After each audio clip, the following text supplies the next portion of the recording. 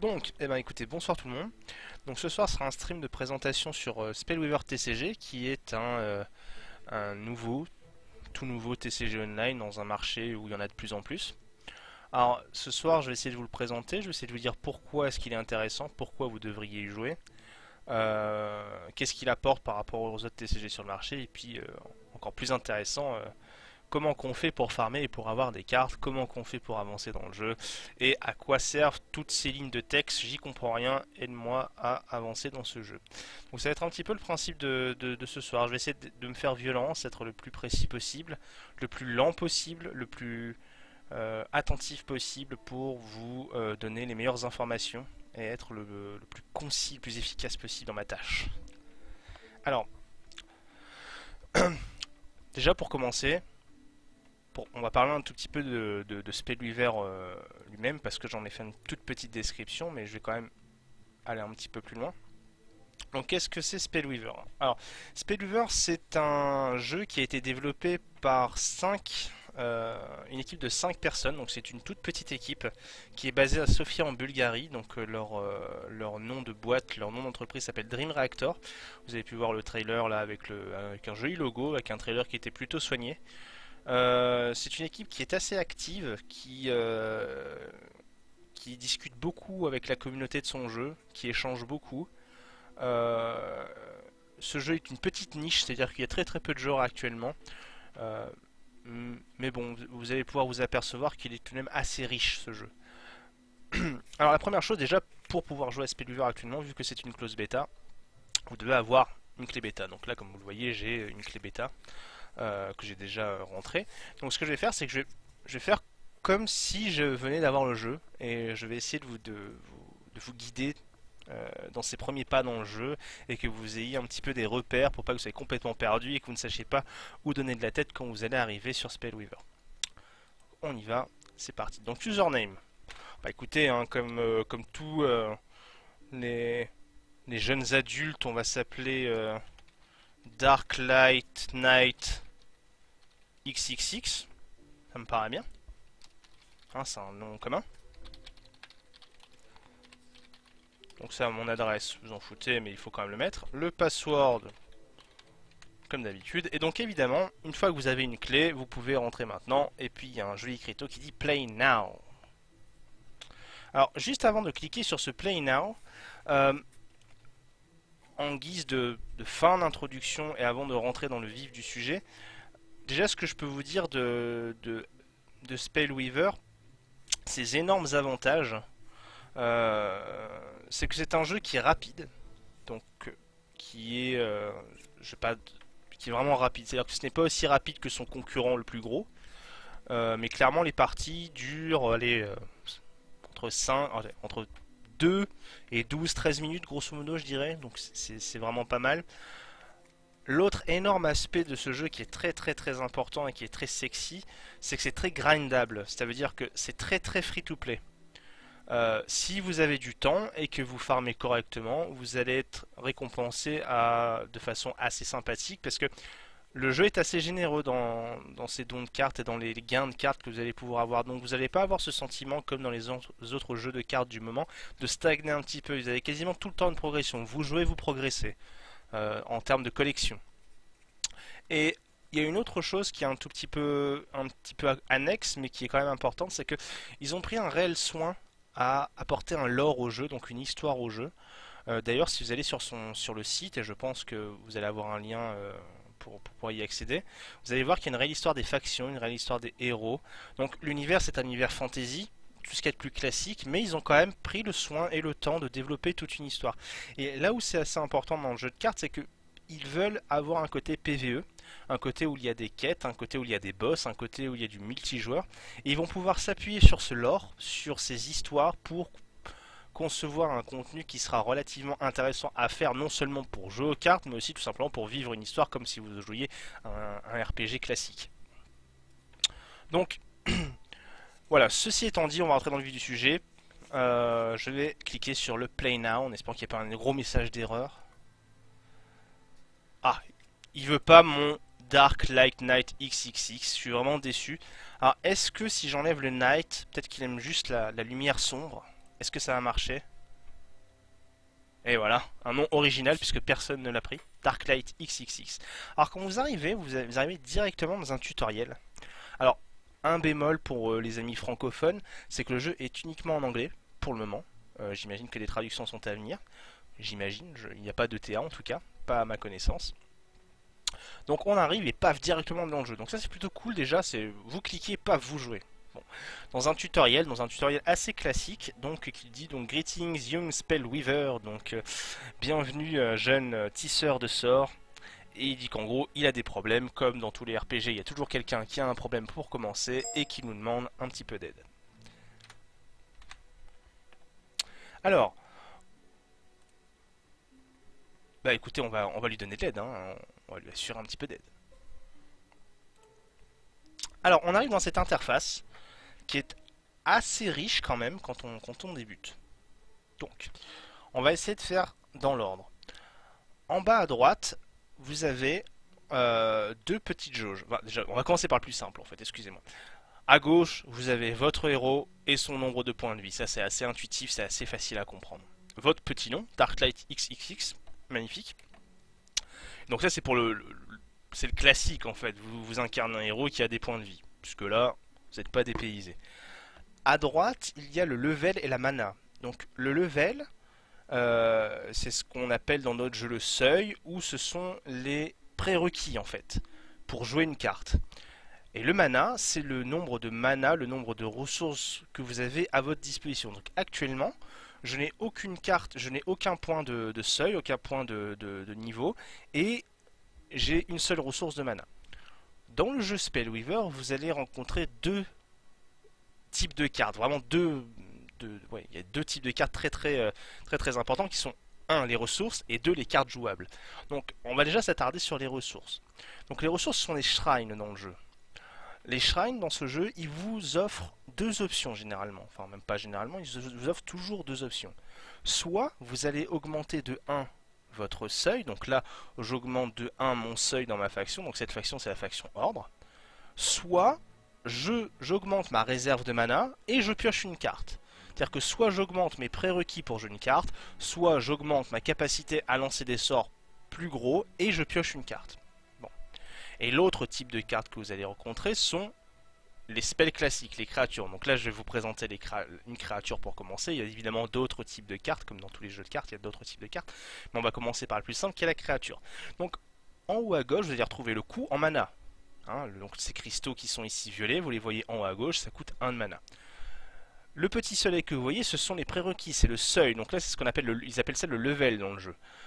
Donc là, c'est l'order level, c'est-à-dire que c'est une carte ordre. Ordre, c'est votre faction. Et le level requis pour jouer cette carte est de 1 soleil, on va dire. Un level d'ordre. Donc ça vous coûte 1 de mana, 1 level d'ordre pour jouer la carte. Ça, c'est les prérequis juste pour jouer la carte et la poser sur la table.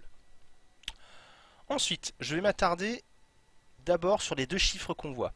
Donc le 1 qui est sur la lame de l'épée représente l'attaque de votre créature, et le 1 qui est sur la garde et le cœur de votre épée, ce sont les points de vie de la créature. Donc c'est un système assez classique, on connaît assez bien, des points d'attaque, des points de défense, pour le moment vous ne devez pas être trop dépaysé. Autre statistique qui par contre fait l'originalité du jeu, et qui rend le jeu assez intéressant et qui peut être très tricky, donc qui peut vous conduire à faire pas mal d'erreurs en fait quand vous débutez, parce que c'est pas un système qui est commun, c'est un petit peu innovant, je dirais, enfin c'est même pas un petit peu, c'est innovant dans un jeu de cartes. Pour le coup, ce système, c'est le système de speed. Alors, une créature, alors la définition du speed, c'est une créature ne peut pas attaquer ou bloquer des créatures qui ont plus de speed qu'elle. Par exemple, ma créature a 3 de speed. Si une créature adverse avait 4 de speed par exemple, je ne pourrais pas attaquer ou bloquer cette créature avec la mienne. L'effet inverse, c'est que si une créature en face a seulement 2 de speed, elle ne pourra ni me bloquer ni attaquer cette créature. Voilà. Donc vous allez voir, on va faire quelques parties, vous allez voir un petit peu comment ça se déroule, vous allez voir que c'est plus clair quand ça se déroule. Comme d'habitude, là je vous offre un premier aperçu, ça va se mettre en place dans votre tête à mesure des parties. Donc là, pour jouer cette carte, vous vous rappelez, il faut que j'ai un level d'ordre. Donc pour avoir ce level d'ordre, il va falloir que je joue un terrain. Donc au niveau des terrains, pour jouer les cartes, il suffit de les faire glisser. Paf. Donc là j'ai un choix.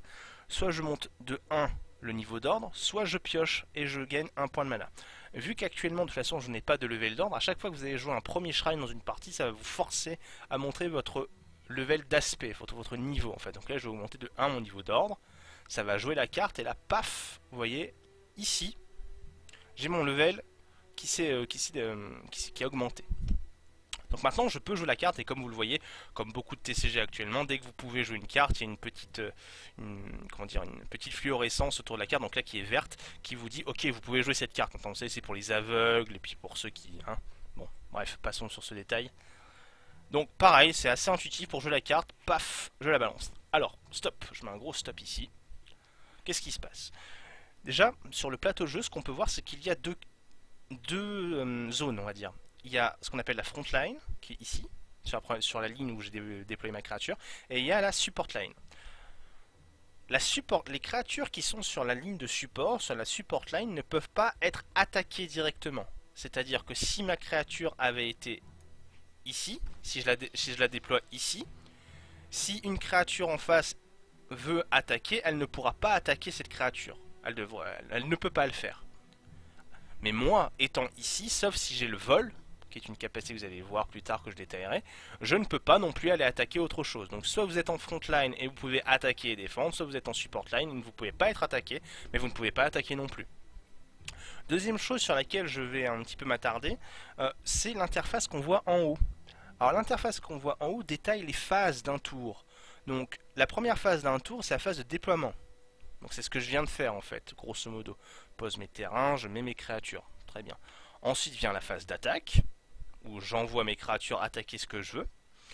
Puis une nouvelle phase de déploiement ils appellent ça le renforcement en fait, reinforce, renforcement, où je vais à nouveau pouvoir jouer et des shrines, et des créatures, et des spells et des cartes. Et enfin, il y a la phase de fin de tour, où je donne la priorité à mon adversaire pour qu'il joue quelques sorts, et ensuite va venir son tour à lui, où les mêmes phases vont se répéter jusqu'à la fin de la partie.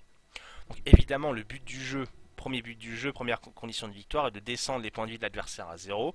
La deuxième condition de victoire est qu'il n'ait plus de cartes dans sa bibliothèque. Donc là, vous pouvez le voir au niveau de l'interface que je n'ai pas fini de détailler. Ici, vous voyez les cristaux que possède l'adversaire, ainsi que vous verrez ses seuils, on va les voir évoluer ici. On voit également le nombre de cartes qu'il a dans la main et sur le compteur, on voit le nombre de cartes qui lui reste dans sa bibliothèque. Donc la deuxième condition de victoire est de faire en sorte qu'il n'ait plus de cartes dans sa bibliothèque et qu'ils doivent piocher. Donc en fait, ce sont des conditions de victoire qui vont rappeler pas mal de TCG et de CCG, donc ça va pas vraiment vous dépayser. Donc je vais enfin cliquer sur ce fin de tour parce que mon cher adversaire bandit doit s'impatienter. En fait, ça veut pas. Allô? Oui, bonjour? Allez, s'il vous plaît. Mais... Ok. Bah, mon adversaire, il veut plus jouer. Qu'est-ce qui se passe? Pourquoi? Que se passe-t-il? Est-ce que j'ai passé trop de temps à le faire? Ça serait ballot ça. Ce serait très très ballot ça. Bah écoutez, ce qu'on va faire, on va faire ça. Ah! Bon, alors c'est pas grave, je vais choisir mon deck tout de suite et je vais refaire le tutoriel. Parce que j'aurais quand même fini mon truc. On peut refaire le tutoriel, donc c'est pas un problème.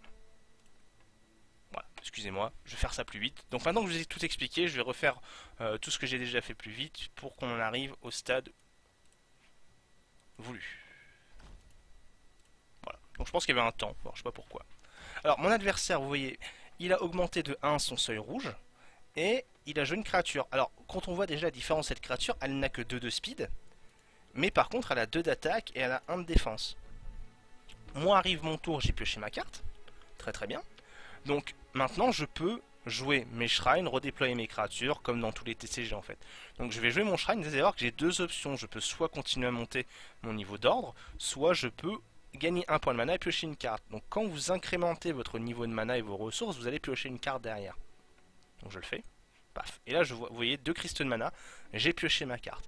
Et maintenant, cette nouvelle créature que j'avais piochée à mon tour, qui dit qu'il me faut 2 points de mana, un aspect d'ordre pour la jouer, bah je peux désormais la jouer. Mais vous voyez, à la différence de l'ancienne créature, elle n'a qu'un seul point de speed.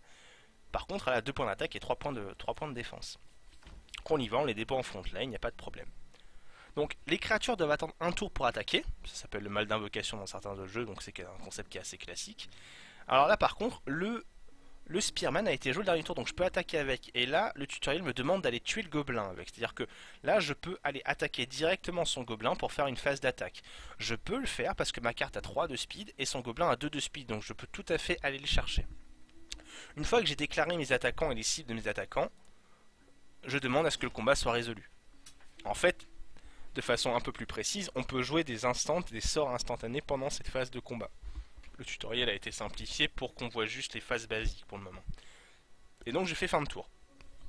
Et mon adversaire a continué à jouer. Donc vous verrez que l'IA dans le jeu est très très rapide en fait. Ça vous permet de farmer rapidement et de comprendre rapidement les, les divers aspects du jeu en fait et de votre jeu. Ça vous permet d'apprendre et d'enchaîner des parties.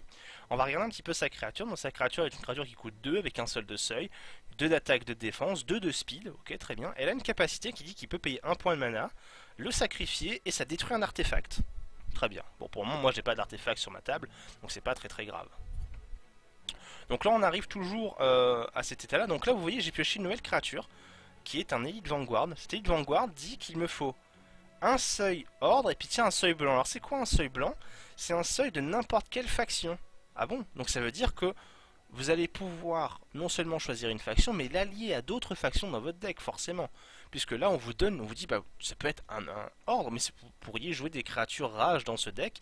Si vous avez le level de rage, vous pourrez jouer la carte. Là, c'est très bien. Donc ça dit qu'en fait, un seuil de n'importe quel niveau, en plus du seuil d'ordre, est nécessaire pour jouer la carte. Cette carte a des belles stats, 3 d'attaque, 3 de défense, 2 de speed, très bien. Donc là, j'ai tout intérêt à monter mon level d'ordre, puisque je n'ai qu'un d'ordre. On y va, hein. C'est assez intuitif, je monte mon level d'ordre, je pose ma carte. Très bien. Là on arrive à un moment où en fait vous voyez, Lévi Infanterie, je peux pas aller attaquer le gobelin. Parce que je n'ai qu'un seul de speed, vous vous rappelez? Et vu que la créature adverse a 2 de speed, et ben je peux pas aller l'attaquer. Donc en fait la seule cible légale que je vais avoir, ça va être le joueur. Et lui après s'il veut bloquer avec le gobelin, c'est son choix, parce que lui il peut bloquer, puisqu'il a 2 de speed sur 1 de speed. Mais moi je peux pas aller chercher sa créature. Donc on va déclarer. Mon adversaire décide, j'imagine, de ne pas bloquer, encaisse 2 points de dégâts, il a 13 points de vie, tout se passe bien. Donc fin de tour. Ah oui, alors quand on attaque avec une créature, ça l'exhauste. Donc exhauste, ça veut dire ça l'épuise. Grosso modo, vous allez avoir des ZZ, elle dort. Donc elle n'est plus active pour le tour d'après. Le fait... et les créatures qui sont exhaustes comme ça se ready, ça s'appelle se ready, ouais, le R-E-A-D-Y, pendant votre phase... votre nouveau tour, quand le tour va revenir à vous, cette créature va se ready, vous pourrez à nouveau attaquer ou bloquer avec elle. Mais pour le moment, elle est inactive sur le board, elle ne peut pas bloquer. Par exemple, si le gobelin attaque, admettons qu'elle est toute seule, je ne pourrai pas bloquer avec. Donc mon adversaire joue une carte qui s'appelle Fireball. Alors tiens, c'est rigolo, ça il m'a visé moi, donc là il joue très très vite, alors, on va aller un petit peu au ralenti. Donc ça c'est un spell, un instant spell pour être exact, qui dit que pour 2, et puis donc un seuil rouge, la Fireball dit 3 damage, donc 3 dégâts à une créature à un joueur. Donc là il a décidé de payer 2 de ressources et de m'infliger 3 à mon héros. Puis il attaque avec son gobelin. Moi, puisque j'ai ma créature qui a 2 de speed, je vais pouvoir bloquer le gobelin. Donc c'est ce que je vais faire, je vais me mettre en face. Et ma créature qui a 3 de force contre sa, enfin ma 3-3 contre sa 2-2 va évidemment gagner et tuer le gobelin. Donc, et en tête que c'est un tutoriel, donc c'est fait exprès, hein, c'est genre décision stupide. Il passe son tour et c'est à moi de rejouer. Donc on voit aussi que les PV sont restaurés à chaque tour. Hein. Donc ma créature a pris 2 points de dégâts, mais arrive à mon tour, elle redevient 3-3. Les points de vie perdus ne sont pas perdus ad vitam. Donc j'ai pioché un shrine. Donc bah, écoutez, on va le jouer. On va augmenter sa réserve de mana et piocher une carte. Voilà. Et on a pioché une Night Escort. Donc c'est une carte qui donc, coûte 3. Demande un seuil d'ordre, un seuil de n'importe quel autre level, n'importe quel autre aspect. Et qui est 2-4 avec 2 de speed. Très très bien. Alors une capacité qui dit qu'à la fin d'un combat, à la fin du combat de votre tour, à la fin d'un combat pendant votre tour, on peut la ready. Vous vous rappelez, ready, ça veut dire qu'elle n'est plus épuisée. C'est-à-dire qu'au lieu d'avoir le ZZZ, bah, elle sera totalement disponible pour pouvoir bloquer une carte éventuellement. Donc eh bien, écoutez, on va la jouer. Hein. Voilà. Alors, ces deux créatures viennent d'arriver. Donc ce que je peux faire, là, ma 3-3 peut aller chercher le gobelin puisqu'elle a 2 de speed. Donc je peux aller l'attaquer. Et puis ma 2-3, elle va aller attaquer mon adversaire. Vu que j'ai décidé d'attaquer la 3-3, la 2-1 avec ma 3-3, sa créature ne va pas pouvoir avoir le choix et ne peut pas aller bloquer ma 2-3 là.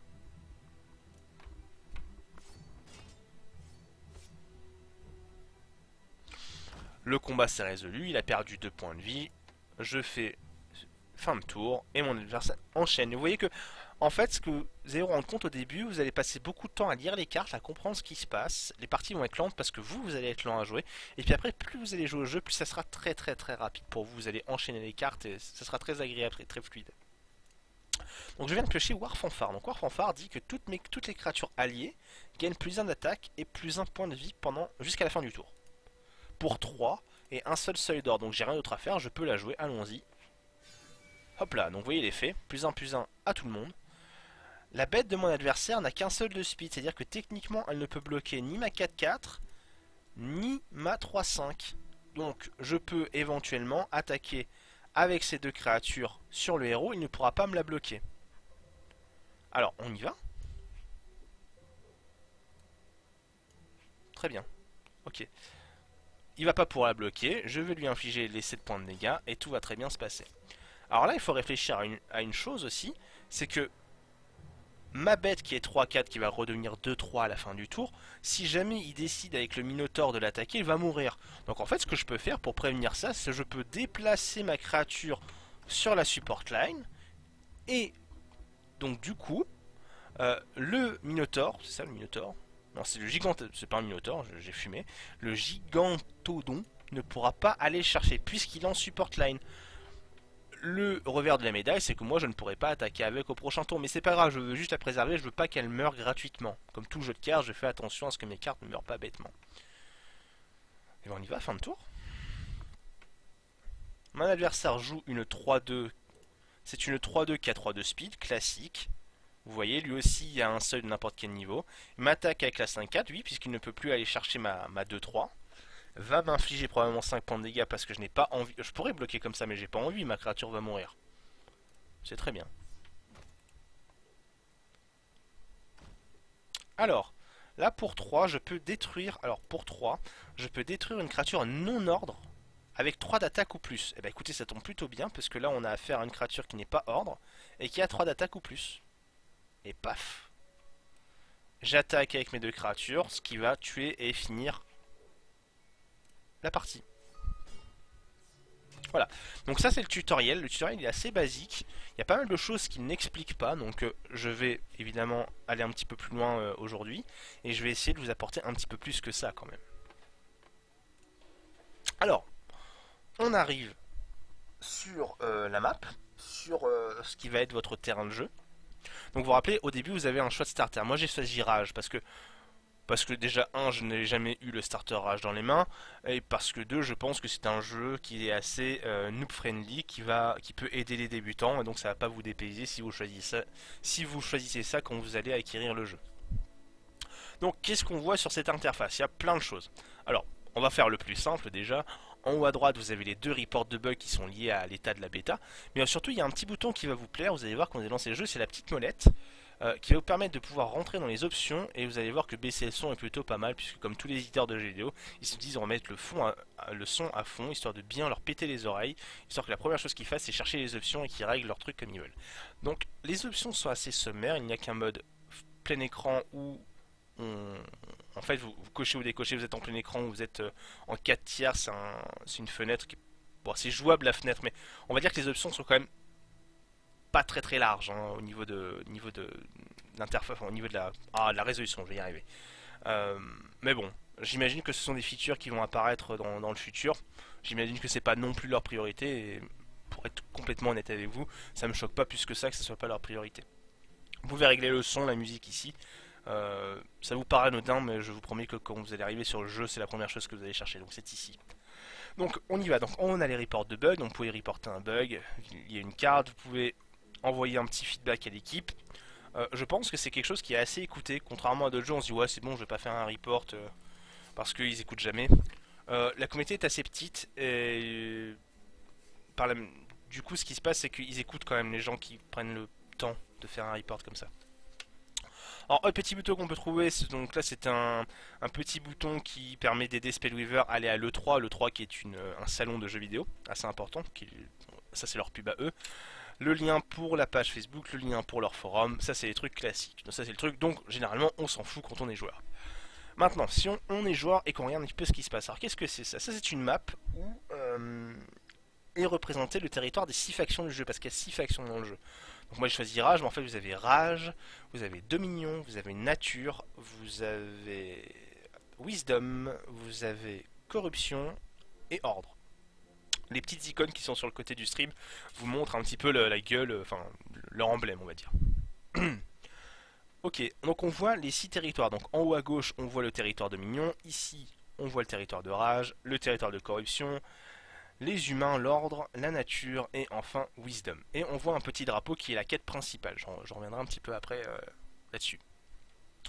Ce qu'on voit à gauche de l'écran, on va commencer par là. On va commencer par cliquer sur le bouton collection. Alors quand on clique sur le bouton collection, bah, vous avez accès à votre collection. Ça paraît étonnant. Donc avec des filtres assez sommaires mais relativement efficaces. Donc là, évidemment, je peux cliquer sur Rage, je verrai que les cartes Rage puisque je n'ai que un starter Rage. Si je clique seulement sur Wisdom, je ne verrai plus rien. Donc, miracle, ça fonctionne. Au niveau des options qu'on a, on peut trier par créature, spell, artefact, enfin bref, il y a quelques filtres assez sympas, relativement bien faits, assez intuitifs, à vrai dire. On peut le faire par rareté également, voir que les rares, voir que etc. etc. bref. J'imagine que vous avez quand même une certaine connaissance des interfaces dans les jeux vidéo, donc je vais juste le présenter de façon sommaire. Deux features qui sont assez intéressantes quand même dans cette collection, c'est la possibilité donc de bien regarder toutes les cartes. D'ailleurs c'est ce que je vous conseille de faire quand vous arrivez sur le jeu, plutôt que vous ruez sur les quêtes, prenez le temps d'aller dans votre collection et lisez vos cartes. Donc là on va par exemple, je découvre que j'ai une blessing. Tiens, qu'est-ce que c'est une blessing? Donc les blessings sont des sorts qui quand ils qui entrent sur le terrain de jeu quand elles sont jouées et qui augmentent, qui buff une créature grosso modo. Donc en fait elle s'attache à une créature et ça la buff. Voilà. Si, donc et c'est bien dit aussi que si la créature qui est enchantée, qui est donc blessing, qui est bénie, j'imagine, la créature qui est bénie, quand elle meurt, la bénédiction part au cimetière également. C'est-à-dire je pose ça sur une créature, ma créature meurt, la blessing va au cimetière aussi, ce qui paraît assez logique, mais au moins c'est marqué. Donc absolument toutes les capacités de toutes vos cartes sont écrites si vous faites un clic droit dessus et que vous lisez. Donc là j'apprends qu'un support entre directement en jeu sur la ligne de support et que les créatures qui ont sur et que les créatures qui ont support ne peuvent pas être attaquées comme toutes les créatures sur la ligne de support, mais par contre elles ne peuvent pas prendre part au combat, c'est-à-dire qu'elles ne peuvent pas ni attaquer ni bloquer non plus. Vous voyez, donc ça c'est la capacité support. Donc en gros cette carte elle est 1-1, elle produit un effet, très bien, mais elle ne peut pas participer au combat. C'est comme ça. Donc Activated Ability. L'Activated Ability c'est à chaque fois qu'il y a un coup, 2 points, un effet. Donc là vous avez le coup de la carte, donc ça coûte 1 point de mana. Ça coûte le fait qu'elle s'exhauste, je vous rappelle, donc elle peut plus s'activer pendant le tour. Et ça dit, blabla, ça fait un effet. Donc le disciple de Zash inflige 1 point de dégâts à une créature ou un héros. Donc ce sont des choses qui sont assez intuitives. Mais sincèrement, je vous dis, vous allez passer beaucoup de temps à lire vos cartes au début, à bien comprendre ce que ça fait. Et vous devriez le faire de toute façon. Donc voilà, prenez ce temps-là, allez dans votre collection, lisez bien tout. De toute façon, on va jouer après, donc je vais pouvoir avoir le temps de détailler ce deck. Mais c'est un beau conseil. Peu importe ce que vous choisissez comme dès le départ, je pense que ça doit être votre première étape. Allez, on revient. Donc on va aller sur le deuxième bouton qui est le Marketplace, qui est le shop. Certains diront cash shop, mais pas seulement. Puisque vous allez voir que vous allez gagner pas mal de gold dans le jeu et que vous allez devoir choisir comment dépenser vos gold. Tout simplement. Alors la première façon de dépenser vos gold, c'est d'acheter des shrines, parce que ça paraît très très bête, mais ils ne fournissent pas les shrines. Donc si vous voulez vous ouvrir à un autre jeu mais que vous n'avez pas les shrines, bah, vous ne pourrez pas le jouer, hein, puisque c'est la ressource principale, vous ne pourrez pas. Vous pouvez acheter des small packs. Donc les small packs ce sont 4 cartes aléatoires, et vous pouvez acheter des packs normaux qui sont donc c'est une rare, 3 unco et donc le reste de communes, sachant qu'il y a des rares qui peuvent se transformer en légendaires. Bref, c'est un système de pack qui est plutôt commun en fait, hein. C'est quelque chose, je le détaille un peu comme ça, mais c'est commun à tous les TCG du moment. Et donc par contre la grosse box ne peut s'acheter qu'en cristaux, les cristaux étant le cash shop pour le coup. Mais la box n'apporte rien d'autre que ces 12 packs en fait, hein. C'est 12 packs que vous auriez pu acheter en gold. La chose qui est très très importante, vous pouvez aussi acheter les starter decks, hein. Vous pouvez c'est-à-dire, si, moi j'ai choisi Rage, mais si je décide d'un Rage ça me plaît pas du tout, bah si vous avez assez de gold, vous pourrez aller acheter un starter deck. Sachant que de toute façon, pendant vos aventures et pendant les quêtes, vous allez pouvoir gagner des starter decks, puisqu'ils sont assez généreux. Et enfin, la chose la plus importante et la plus intéressante quand vous allez faire partie de la bêta, quand vous allez faire la bêta, ce sont les bêta packs. En fait, les bêta packs sont des gros packs de 80 cartes d'une seule et même faction, qui coûtent seulement 3000 gold. La contrepartie, c'est que vous devez avoir joué 50 parties pour débloquer un bêta pack. C'est-à-dire que non seulement vous devez avoir 3000 gold, mais 50 parties de fête pour pouvoir vous en acheter un. C'est clairement la plus grosse ressource de cartes quand vous allez jouer à ce jeu en bêta fermée. Je ne sais pas exactement comment ça va être remplacé pour les open bêta, voire pour le jeu. Je ne sais pas si même il y aura un substitut, mais il est clair que c'est un réel facilitateur. Donc, votre premier objectif, à la question bête et méchante que tout le monde va se poser, comment je dépense mes golds, vous devez vous assurer que toutes les 50 parties, vous avez 3000 gold à dépenser pour vous acheter un bêta pack de la faction que vous voulez. Voilà. Alors je continue, le héros. Alors Heroes est un terme qui est assez mal employé je trouve, mais bon, c'est leur choix, pour désigner le deck builder. Ça c'est ici que vous allez pouvoir deck build vos decks. Donc par exemple, là j'ai mon deck starter A, je vais faire edit deck, paf, je me retrouve dans une interface qui est très très proche de la collection. Et à droite on voit la liste du deck, donc je peux manipuler mes cartes par exemple, je peux retirer les barbares lézards barbares, paf, j'en ai deux de moins. Mais du coup, j'ai plus assez de cartes dans mon deck. Je les fais glisser, paf, je les ajoute. Je peux ajuster le nombre de cartes ici. Bref. Le deck builder est assez intuitif aussi. Quelquefois assez mal foutu. C'est un axe de progression pour eux, j'imagine. Il faudra laisser un petit peu de temps. Ah oui, aussi une chose que j'ai pas montré, on peut ajouter des cartes en favori. C'est-à-dire que si je fais add to favorite une carte, parce que j'apprécie beaucoup la carte, par exemple celle-ci, si je clique sur favori, miracle c'est dedans. Ça peut permettre de faire plus ou moins un tri des cartes intéressantes ou non, parce que comme vous savez dans tous les TCG, il va y avoir des cartes assez faibles. Donc plutôt que d'avoir accès à toutes les cartes et d'en avoir plein la vue et lui dire tiens où est ma carte que je recherche, vous pouvez ajouter certaines cartes dans vos favoris, ça peut vous aider à deckbuilder beaucoup plus rapidement. Voilà. Le système de filtre est assez classique, je vais pas vraiment le détailler, il y a des shrines, bon, c'est vraiment bateau j'ai envie de dire.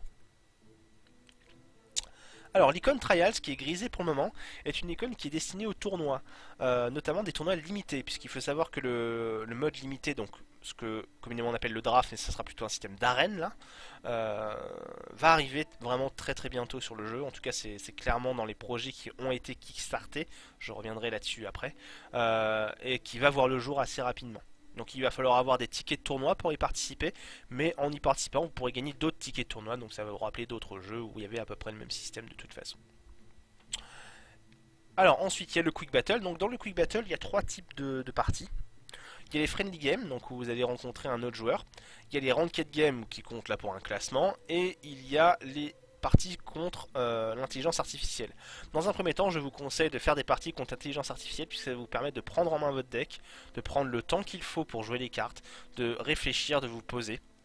En plus, l'autre avantage, c'est que l'IA joue très très vite, va faire des erreurs et ça va vous permettre de capitaliser dessus et de voir qu'elle fait des erreurs. Donc, vous savez, la première étape quand on progresse à un jeu de cartes, c'est à partir du moment où on peut dire tiens, tu as mal joué, c'est qu'on a déjà progressé quelque part.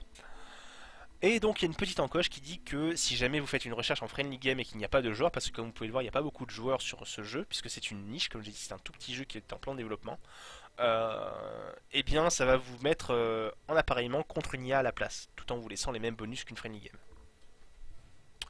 Voilà, donc ça c'est pour tous les menus de gauche, donc ici en haut à gauche vous voyez votre réserve de gold, votre réserve de cristaux. Si je vais par ici, vous pouvez challenge directement un ami, c'est-à-dire vous avez un pote qui joue à ce jeu, vous rentrez son nom, genre là je tape Propet s'il était dessus, paf, je joue contre lui, je lui envoie un challenge et vous pouvez jouer comme ça de façon assez sympathique. La page de reward, alors qu'est-ce que c'est que ça? Alors ça dit que tous les comptes vont être reset à l'open beta. Alors on va dire c'est pas cool ça, je joue à close beta, je récupère des cartes, qu'est-ce qui se passe, c'est wipé, c'est pas possible. Mais bon, il y a quand même des avantages, c'est-à-dire que toutes les 10 parties que vous allez faire sur la close beta, un pack normal vous sera offert à l'ouverture de l'open beta. Sachant que de l'open beta au jeu, il n'y aura pas de nouveau wipe. Hein. En plus de ça, si jamais vous utilisez le cash shop, puisqu'il y a des gens qui veulent utiliser le cash shop et investir un petit peu dans le jeu, si vous utilisez le cash shop, les cristaux et les golds que vous allez acheter, vous allez les récupérer plus 50% pour l'open beta. Le tout, bien sûr, donc pour les packs, là j'ai dit qu'on pouvait gagner un pack toutes les 10 parties. Il y a un cap à 50 packs, donc grosso modo, si vous spammez assez bien le jeu pendant la closette bêta qui se termine, donc comme c'est marqué en dessous, fin mai, début juin, vous allez avoir 50 normal packs pour commencer l'open bêta, donc être un tout petit peu en avance. Hein. Il y a des avantages à faire la close bêta, clairement. Dernière chose dont je vais parler, c'est le tournoi. Alors, j'en parle maintenant, j'en parlerai avec un petit peu plus de précision un peu plus tard dans l'émission, vers la fin de l'émission. Mais grosso modo, donc il y a un système de tournoi ranked et on voit qu'il y a un ladder, il y a un système de classement qui est mis en place et il y a des tournois avec des prizes assez intéressants qui sont organisés par Dream Reactor. Donc j'en parlerai un tout petit peu plus tard, mais je voulais vous montrer quand même l'interface. Donc ce qu'on va faire, c'est que tout simplement, vous me dites tout ça c'est bien beau, mais comment on joue? Et ben alors, le principe en fait de jeu, c'est que vous allez faire pas mal de quêtes. Vous voyez, il y a des petits drapeaux qui vont pop, donc là il y en a qu'un. Euh, il y a des petits drapeaux qui pop, qui vous proposent des quêtes, qui me dit jouer une partie, vous gagnez 2 cartes communes. Très bien, ça c'est parfait. Donc on va l'accepter la quête. Paf. Bon. Et ben alors je vais jouer une partie. Alors comme j'ai dit, je vous conseille de jouer contre l'IA. Donc on y va, c'est parti, on joue contre l'IA. Allons-y. Donc nous voilà contre... Nous voilà contre l'IA, pardon. Et on me propose cette main de départ. Donc comme vous le voyez, les mains de départ ne sont pas 3 cartes comme dans le tutoriel. Vous avez des vraies mains de départ, donc à 7 cartes. Donc ma main me plaît, là comme ça. De toute façon j'y connais rien, hein, donc allons-y, gardons. Alors, là c'est à moi de jouer, donc je vais quand même détailler un petit peu mon héros. Donc qu'est-ce qu'il fait mon héros déjà? Parce que c'est marrant, qu'est-ce que c'est ça? On l'a pas vu pendant le tutoriel. En fait les héros ont des pouvoirs. Chaque héros a un pouvoir. Donc là le pouvoir de mon héros est de dire je peux payer 2. Il faut que j'ai un seuil rouge, donc un aspect rouge de montée. Et j'afflige un point de dégâts à une créature ennemie ou un héros. D'accord. Cooldown de 3 tours. Ça veut dire quoi? Ça veut dire que, grosso modo, si vous activez la capacité de héros, bah, vous ne pourrez pas activer cette même capacité pendant 3 tours. Ça paraît assez logique, mais au moins c'est dit. Donc eh ben là, on y va. Hein. Écoutez, je joue mon shrine de rage, j'augmente mon level de rage, je passe mon tour parce que je ne peux rien jouer. Et puis on y va. Donc là on voit que j'ai des cartes qui sont quand même un peu chères. Donc moi qui connais pas très bien le jeu, je me rends compte que là quand même j'aurais pu faire mieux. Parce que là j'ai passé 2 tours à rien jouer. Peut-être que ça aurait été mieux de refaire ma main. Qui sait. Donc autre chose qui est assez intéressante dans le jeu, c'est le système de Divine Offering. Alors je l'explique. Le système de Divine Offering dit que vous pouvez mettre en gage, défausser en fait une carte. Vous la mettez même en dessous de votre bibliothèque je crois. Ou l'échanger, je crois que vous la défaussez, je ne suis pas sûr en fait. Grosso modo, vous enlevez une carte de votre main, vous allez révéler les 4 cartes du dessus de votre bibliothèque, et s'il y a un shrine dedans, vous allez pouvoir le mettre dans votre main. Alors on va essayer, vous allez vite comprendre. Donc là, je décide d'enlever une carte qui coûte super cher, je vais pas l'utiliser avant longtemps.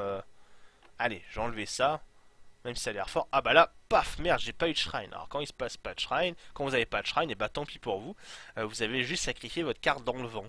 Bah c'est comme ça, vous aurez plus de chance la prochaine fois. Bon, on s'est fait avoir, c'est comme ça. Alors ce que je vais faire, c'est que j'ai quand même besoin de shrine, parce que là, une fois que j'aurai joué ce shrine là, j'en aurai plus. Donc plutôt que monter mon aspect rouge, et bah écoutez, je vais augmenter ma réserve de mana, et puis je vais piocher une carte. Hein, Ah, bah tiens, je pioche une carte que je peux jouer. Le Goblin Fireworker, donc on l'a vu tout à l'heure. Hein. Donc c'est pour 2, une 2 de speed, qui quand je sacrifie, ça me fait détruire un artefact. Et bien allons-y, je pose mon petit gobelin, et je fais fin de tour. Parfait. C'est très très bien. Alors qu'est-ce que c'est ça? Alors quand vous ne savez pas ce que c'est une carte, vous pouvez juste passer votre curseur dessus comme ça, et ça vous l'affiche en grand. Là je clique sur rien du tout, et ça vous donne ses capacités. Donc on voit que pour 2 c'est une 2-2, très bien. Avec un seul seuil de prérequis, très bien. Life Boon, alors vous gagnez un point de vie pour chaque point de dégâts qu'elle inflige. Donc en gros, si elle inflige 2 points de dégâts à quelque chose, son héros va gagner 2 points de vie. Bon, c'est une capacité assez classique des jeux de cartes, tout se passe bien. Donc moi de mon côté, qu'est-ce que j'ai pioché une Fireball. Donc la Fireball, on l'a vu tout à l'heure aussi. C'est une carte qui dit que pour 2, vous infligez 3 points de dégâts à une créature ou un héros. Bon bah moi cette créature me plaît pas vraiment, hein, donc j'ai vraiment envie de m'en débarrasser. Mais avant ça, j'ai envie de piocher un shrine parce que je ne peux poser qu'un seul shrine par tour et j'en ai pas dans ma main. Donc on va refaire le coup de la Divine Offering en espérant avoir un petit peu plus de chance. On veut une carte qui semble moyenne, genre par exemple ceci. Ah, voilà, là je peux prendre un shrine enfin. Et ben on y va, je sélectionne un shrine et paf, il va venir dans ma main. maintenant je peux peut-être faire d'autres choses. Je pense que le plus intéressant pour le moment est de continuer à piocher des cartes. Donc ce que je vais faire, c'est que je vais augmenter ma réserve de mana et piocher une carte. Voilà. Ah, j'ai pioché une autre carte jouable. Qu'est-ce que c'est? Donc pour 3, c'est une 2-1 avec 2 de speed, qui dit que quand Gibbo et Ronnie, donc quand eux ils arrivent en jeu avec un Gobelin Warrior créature. Donc en gros, si je comprends bien, du côté des 8 ans, quand il arrive en jeu, je mets une autre créature qui est un Goblin Warrior. Donc j'imagine que c'est une petite créature. Alors pour vous donner la réponse, c'est une créature qui est 2-1 également. Donc en gros, vous en posez un, vous en avez deux. C'est un petit peu les soldes, on va dire. Bah écoutez, c'est peut-être ce qu'on va faire. Je ne sais pas trop. Je ne pense pas en fait, hein. Je pense qu'on va simplement tuer sa créature de façon violente et sans aucun remords. Vous savez, donc j'inflige 3 points de dégâts, évidemment elle meurt. J'attaque, puisqu'il n'y a pas de bloqueur, je lui inflige 2. Et puis bah, on est parti. Hein. Fin de tour, à toi de jouer monsieur. Donc vous voyez que l'IA enchaîne très très vite, ça c'est quand même très agréable. Donc là il a utilisé son pouvoir, tiens on l'avait pas vu son pouvoir, qu'est-ce que c'est? Donc il dit summon une miss, donc en fait c'est ça la miss, donc qui est une 1-1-1 de speed. Qui a une capacité qui ne sert pas à grand chose. Très bien, donc il m'a posé une 1-1-1 de speed, ça fait pas très très peur. Là j'ai toujours ce problème de shrine, vous savez dans d'autres jeux on serait bloqué dans les shrines, mais en fait avec ce système de divine offering je peux toujours avoir une chance de toucher mon shrine à chaque tour. Donc qu'est-ce qu'on peut bien sacrifier? On va peut-être le garder le deuxième. Ça a l'air bien, ça c'est une rare. Ah oui, alors autre chose comme ça. Le petit symbole ici vous indique la rareté. Donc quand c'est jaune c'est rare. Généralement quand une carte est rare hein, et qu'on débute on n'a pas spécialement envie de l'enlever. Et bien écoutez, on va enlever ça. On va enlever ce gigantodon. On a touché un shrine, très bien. Paf, on le met dans sa main. Et puis bon, on va le jouer. La question est, qu'est-ce qu'on fait? Alors, la seule chose que je peux faire, c'est augmenter mon aspect. Augmenter mon aspect donc de rage. Paf. Et là, ça va me mettre en surveillance deux autres cartes. Alors, il y en a une qui est Fire Blast, qui dit j'inflige 3 points de dégâts à une créature et 1 point de dégâts à toutes les créatures qui sont sur la même ligne. Bah, c'est très fort, mais là il y a une seule créature, elle a un seul point de vie, je vais peut-être pas jouer ça quand même. Ensuite j'ai une 3-2 pour 3 avec 3 de speed, ça c'est plutôt pas mal quand même, 3 de speed c'est quand même beaucoup. Et puis là donc j'ai ce Ronnie qui invoque son pote. Bon bah écoutez, je pense qu'on va invoquer Ronnie et son pote, hein, ça paraît bien. Alors là je vais arriver à la phase d'attaque, là j'ai le choix en fait. Avec mon gobelin je peux soit aller attaquer sa milice, comme ça, soit je peux aller attaquer le héros. Alors, si j'attaque le héros, Samus ne pourra pas venir me bloquer puisqu'elle n'a qu'un seul de speed. Vous vous rappelez l'histoire de speed hein. Donc c'est à moi de choisir. Je pense que je vais juste tuer sa créature en fait. Hein, ça coûte, c'est vraiment une carte gratuite. J'aime bien quand on m'offre des cartes gratuites comme ça dans les TCG. Paf. Donc on lui fait sa bête. On va faire fin de tour. Ah, il a joué. Qu'est-ce qu'il a joué? Une 3 de vol. Tiens, c'est rigolo. Qu'est-ce que c'est le vol? Alors, quand vous savez pas ce que c'est le vol, vous mettez votre curseur, vous attendez, et paf, c'est marqué. Alors, Flying ne peut attaquer et bloquer comme si elle n'était pas sur la ligne de support. D'accord, très bien. Vous vous rappelez, les cartes dites de support, elles ne peuvent pas attaquer ni bloquer, elles ne peuvent pas se joindre au combat. Donc les créatures avec le vol à voir peuvent le faire. Et elles sont déployées en support line. Donc c'est super intéressant les créatures avec le vol. Parce que ça veut dire que vous pouvez attaquer et bloquer comme si vous étiez en front line, mais vous ne pouvez pas être attaqué ou bloqué.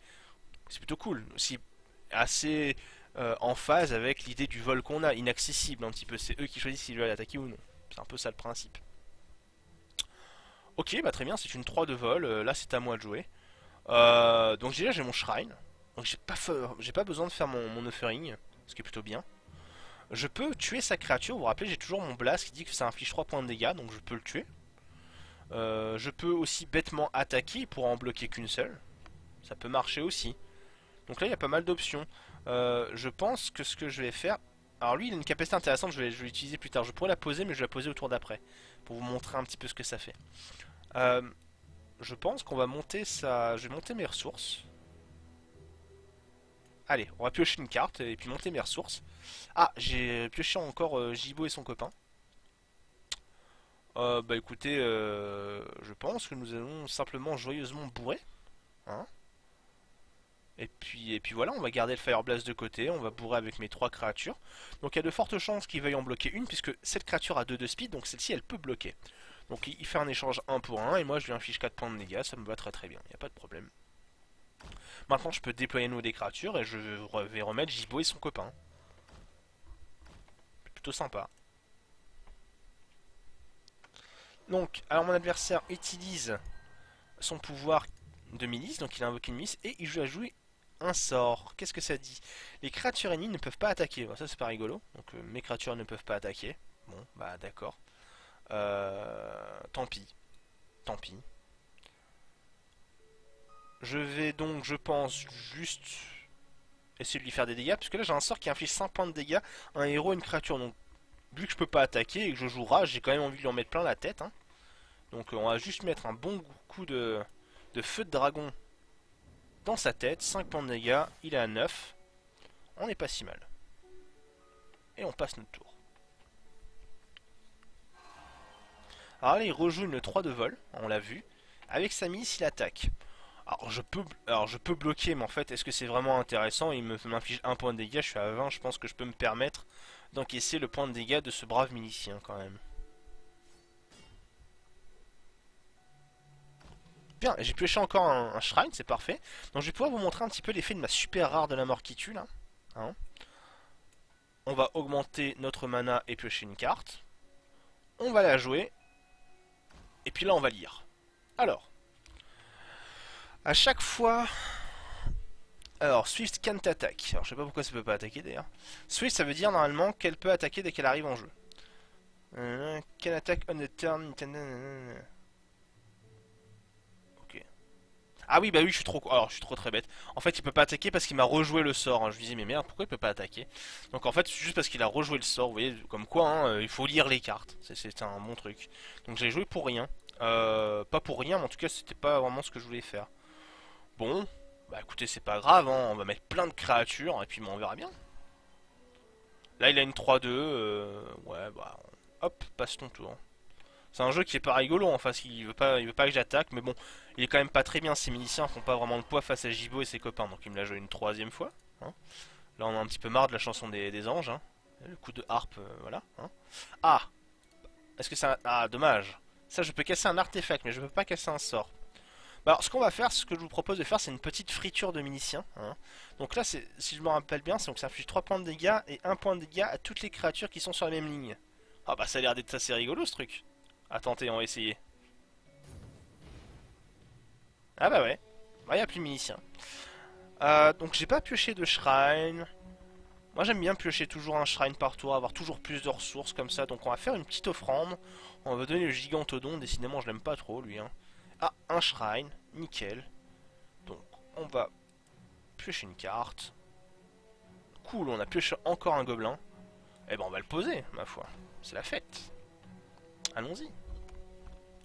Donc il me repose une 3 de vol, très bien. Et il passe son tour. Ah, on va enfin pouvoir attaquer. Enfin. Alors, il y a un petit truc, vous voyez, parce que ça serait chiant évidemment de faire ça. Hein. Hein, vous imaginez si vous deviez faire ça, et puis ça... Non, bon, eux... Hein, ils se sont dit, si on faisait un bouton qui dit Hey! Et hey! Voilà, miracle, on peut attaquer avec tout. Alors, ma super rare de la mort qui tue. Donc Swift, ça veut dire qu'elle peut attaquer dès le tour où elle arrive en jeu. Et ça dit qu'à chaque fois qu'elle attaque... on peut payer 2, et si on paye 2, on invoque un petit gobelin, et ce petit gobelin attaque la même cible que Ramgak a attaqué. Donc vous allez voir, je vais le faire, paf, bah, ça s'active. Est-ce que vous voulez utiliser la capacité? Oui.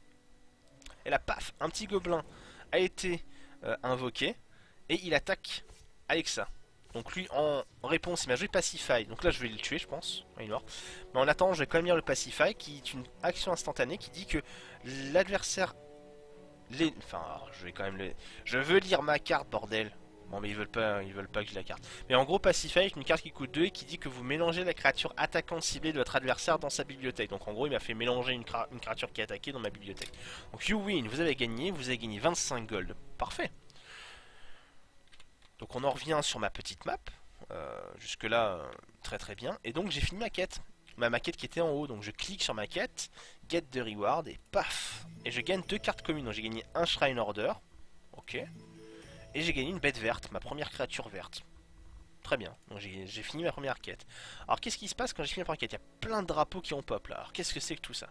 Alors déjà il y a la suite de ma quête principale, qui me dit... Alors, accept a new quest, look for the banner with a sign. Donc en gros, je dois accepter cette quête et chercher d'autres bannières. Pas très dur ça. J'accepte. Et paf, j'en ai trouvé un autre. Alors, là, il y a en gros toutes les bannières de toutes les factions qui se sont mis en place. Pour accéder à ces premières quêtes de zone, il faut que vous obteniez un héros d'une de ces factions. Par exemple, là, ce drapeau me dit que je dois avoir un héros corruption pour débloquer la quête. Pareil pour un héros ordre, etc., etc. Donc en fait, le seul héros que j'ai, c'est un héros rage. Donc allons-y, et là, paf, j'ai une nouvelle quête. Et alors, qu'est-ce que c'est le reste? Il y a d'autres choses. Là, pour débloquer la quête, il faut que je joue 5 parties avec un héros rage. Bon, ça tombe bien, on va les faire. Hein. Là, je dois gagner 10 parties en tout pour débloquer cette quête. Et enfin, je dois gagner un challenge PvE. Alors, je vais vous expliquer un petit peu le système de quête qui est un tout petit peu complexe, mais une fois, je vais le faire une bonne fois pour toutes, comme ça vous saurez un petit peu, vous saurez un peu comment ça fonctionne. En gros, tous les jours, à heure fixe, des quêtes se débloquent, genre une espèce de quête journalière, grosso modo. Dans le jeu, il y a 6 zones. En gros, les quêtes pop dans des zones aléatoires. Et le niveau de rareté des quêtes est différent également. C'est-à-dire qu'il y a des quêtes communes, il y a des quêtes unco, il y a des quêtes rares, il y a des quêtes épiques. Et évidemment, les récompenses sont en fonction de la rareté de la quête.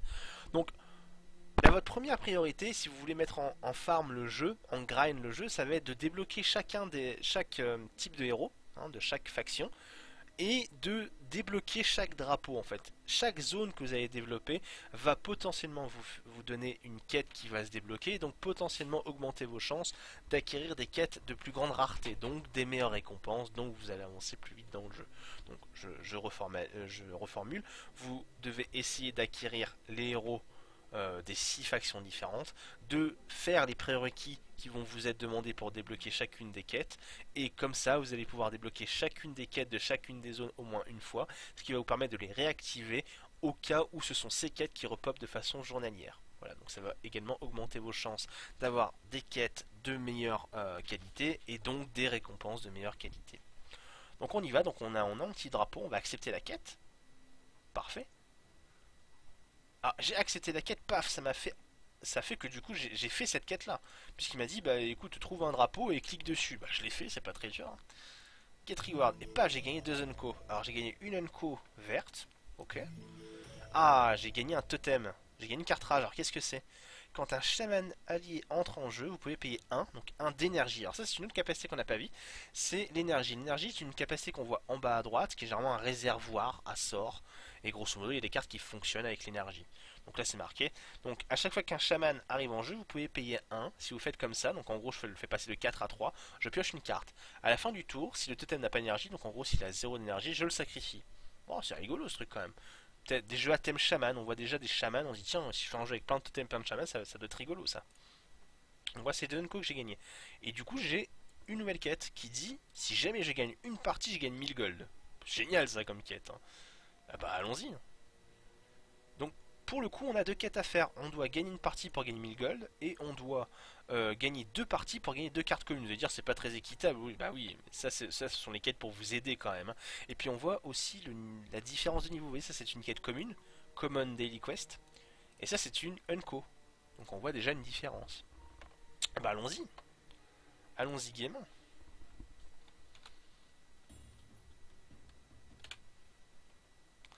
Alors, je joue contre Despina. Super. Qu'est-ce que c'est ça? Alors, son pouvoir dit que je paye 3 de mana, et il faut avoir un de seuil violet, et je remplis tous les cristaux de mana. J'avais oublié de changer la scène, c'est fait normalement, voilà. Parfait. Et je remplis tous les cristaux de mana. Très bien. Donc ma main là, plein de petites bêtes, des sorts, ça a l'air d'être génial ça comme main. Allons-y. Donc toujours à moi de jouer, parfait. Eh ben on y va, hein. Maintenant on connaît un peu les mécaniques, hop j'augmente de 1 mon point de rage, j'ai encore un shrine d'avant, j'ai pas besoin de faire l'offering, parfait, on y va, on a compris le jeu maintenant, en avant. Alors le shrine, donc là le shrine, je peux jouer une créature à 1 mais évidemment si j'ai 2 de ressources, là il vaut mieux augmenter mes ressources, puisque là avec 2 de ressources je vais pouvoir poser 2 créatures, c'est quand même génial. D'ailleurs j'aurais pu poser une créature au tour d'avant mais j'étais trop stupide, j'ai pas lu mes cartes en fait. J'aurais pu poser un petit gobelin le tour d'avant, c'est juste que j'ai joué mécaniquement, j'ai joué sans réfléchir. Donc prenez le temps, encore une fois quand vous allez faire votre première partie, prenez le temps de bien vous poser, là je joue un peu trop vite même encore. Prenez le temps de vous poser, de bien lire les cartes, de bien lire ce qui se passe. Donc là je pose mes 2 créatures, c'est génial. Alors lui on la connaît pas, qu'est-ce qu'il fait? Il dit qu'il peut pas bloquer, Ok. Et il dit qu'il ne peut attaquer que les héros. Donc en gros, lui, il s'en fout des créatures. Il les attaquera jamais.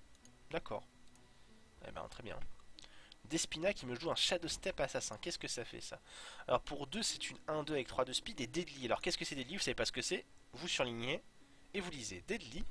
Donc détruit chaque créature à laquelle il inflige des dégâts. Wow. Donc en gros, même si il bloque ma 2-2 avec sa 1-2, ma 2-2 mourra. C'est ballot ça. C'est pas très très gentil. Bah écoutez, ce que je vous propose, c'est de le faire frire hein, avec une Fireball. Allons-y. Je vais Fireball de façon assez violente son Shadow Step assassin.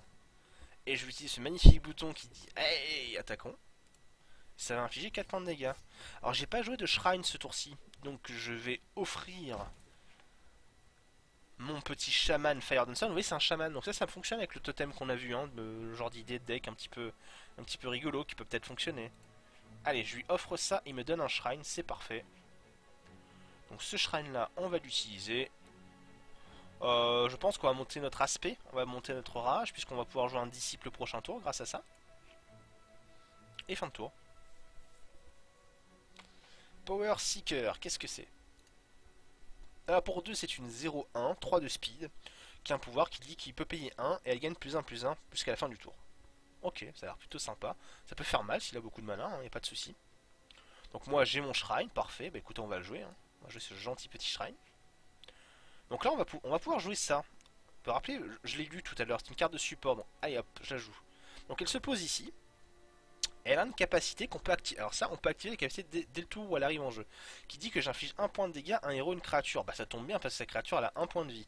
Donc je clique gauche, hein, clique gauche dessus, je paye le 1 de mana qui me reste, je cible la cible que je veux, donc sa créature, et crac, je le fais cramer, pas de souci, je gère, et le magnifique bouton qu'on aime bien en rage, le bouton où on attaque avec tout, on lui inflige 4, no problème. Fin de tour, à toi. Et il ne joue rien. Bah c'est ça, c'est une IA un petit peu faible, hein, je ne sais pas. Elle a pas envie de jouer. J'ai encore un shrine, bah écoutez on va le jouer. Hop. On va à nouveau utiliser ce magnifique bouton qui est ici. On va à nouveau lui infliger 4. Parfait. Il nous reste 4 points de mana. Bah écoutez, j'ai envie de vous dire, allons-y, hein, posons des créatures, plus de bêtes, encore plus de bêtes. Alors, qu'est-ce que c'est? Qu'est-ce que c'est? Un implant. Un implant. Alors, qui dit la créature gagne +1/+1 et elle devient imbloquable. Au début de votre tour, vous mettez un Weakness Emblem. Donc le Weakness Emblem, c'est un emblème qui met -1/-1 sur la créature. Donc en gros, cette abruti d'IA, magnifique, mais abruti d'IA, a buffé ma créature. Ce qui la rend mortelle, puisque la 4 et 2, 6 et 2, 8 et 2, 10, je pense que mon adversaire est cramé jusqu'à la moelle. Le magnifique bouton, et on a gagné. Alors, toutes les parties ne seront pas aussi faciles. Encore une fois, c'est une IA. Il faut savoir qu'il y a des IA qui sont quand même assez complexes parfois. Les premières IA sont assez faciles, c'est normal, ça va vous aider à rentrer dans le jeu. Mais néanmoins, je vous conseille tout de même de bien lire vos cartes, de bien prendre le temps ces premières parties pour bien vous approprier votre deck. Donc j'ai gagné 25 gold, c'est parfait. Alors, qu'est-ce qui s'est passé? Donc j'ai gagné ma partie. Donc j'ai gagné 1000 gold. Donc, paf, je veux mon reward. Paf, un coffre de 1000 gold, magnifique. Et j'ai une nouvelle quête. Celle-ci, je ne l'ai pas complétée puisqu'il me reste encore une victoire à faire. Mais j'ai une nouvelle quête qui dit que si j'acquiers un normal pack, je gagne 1200 gold. Alors je comprends pas la quête, mais je vais quand même l'accepter. Mais en fait, je vous ai montré tout à l'heure avec le marketplace. Dans le marketplace, il y a ces packs là qui coûtent 1250 gold. Donc en gros, l'ordinateur me dit si tu achètes un normal pack pour 1250 gold, je t'en rends 1200 puisque la quête me donne 1200 gold. Bah c'est génial ça, achetons ce pack alors. J'achète le pack, je l'ouvre. Alors qu'est-ce qu'on a? On ouvre des cartes, qu'est-ce qu'on a? Et en plus, vous voyez, on peut choisir. Alors celle-ci. Ah, ça c'est une carte qu'on connaît, on l'a déjà. Peut-être que c'est bien, peut-être que je vais pouvoir en avoir une de plus dans mon deck. Une créature donc violette, donc violet c'est Dominion. Une créature bleue, le bleu c'est Wisdom. Une créature verte, le vert c'est Nature. Donc ça c'est un implant comme on a vu, donc qui est Dominion. Vert, Nature. Ah, ça c'est Corruption, ça ce sont les zombies Créature zombie. Donc j'ai une seule carte rouge pour moi, je suis pas content quand même là. Un slip, un dodo. Oui, le slip, le dodo, hein, je vous vois venir. Un Word of Grey, donc ça c'est ma rare. Donc vous vous rappelez, hein, je vous ai dit pour les raretés. On le voit ici, la petite icône est jaune, donc c'est une rare, donc on va la lire quand même, c'est une rare, qu'est-ce que c'est? On gagne 2 points de vie pour chaque niveau d'ordre qu'on a, donc les niveaux d'ordre, rappelez, c'est les seuils, c'est le truc qu'on monte avec les shrines, et piocher une carte, donc en truc c'est un truc pour gagner des points de vie, d'accord. Et une carte de minion à nouveau, donc les Unco, si vous avez vu, donc l'Unco est grise, gris silver plutôt, argenté, hein, et les communes sont noires, comme ça, enfin noir, gris noir on va dire. Ok, très bien. Alors si jamais vous voulez voir, il y a un petit truc qui est sympa, si vous cliquez sur New dans votre collection, vous voyez le dernier pack que vous avez ouvert. Malheureusement pour le moment dans la feature, on voit pas l'entièreté du pack. J'espère que c'est une feature qu'ils vont améliorer. C'est assez génial de voir qu'est-ce qu'on a acquis dernièrement. Ça serait encore mieux si on pouvait avoir le listing complet. Bon, cette petite remarque, mais c'est pas bien grave, on espère que ça sera mis à jour, que ça sera un petit peu mieux. Donc je reviens et du coup j'ai acquis un pack normal, donc j'ai fini ma quête, donc il me rend mes 1200 gold. C'est plutôt sympa. Alors allons-y, qu'est-ce que c'est? Jouer 3 parties, gagner 3 normal packs, c'est génial ça. Alors évidemment, je le répète, ces quêtes sont faites pour vous mettre un pied à l'étrier. Ça va vous permettre d'acquérir des cartes et de commencer un petit peu à build vos jeux et à customiser vos jeux. C'est pour ça que je vous disais que le jeu est assez sympa à grinder en PvP. Et parce que vous faites des quêtes, c'est assez addictif le côté quête, vous gagnez pas mal de récompenses, vous pouvez un petit peu tweaker vos decks. Si je continue un petit peu, vous verriez que j'acquiers des starter decks et compagnie, c'est assez sympa. Ce côté un petit peu, je fais des quêtes et je vais jouer après pour à la fois prendre en main mon deck, voir un petit peu ce que font les autres decks, parce que vous avez rencontré tout type de héros, même joué par l'IA, voir dire tiens ça me plaît peut-être plus en style de jeu, j'aurais peut-être essayé. Il y a un petit côté comme ça, grindable, encore une fois, qui est très intéressant et très sympa. Quand on accepte la quête, hein, évidemment. Je vais finir cette quête-ci, pour voir un petit peu la suite. Et puis ensuite, je passerai à d'autres choses. Je vais vous parler d'autres choses, parce que vous avez un petit peu le jeu. Après, ça sera à vous de jouer et d'expérimenter. Donc allons-y, faisons une dernière partie.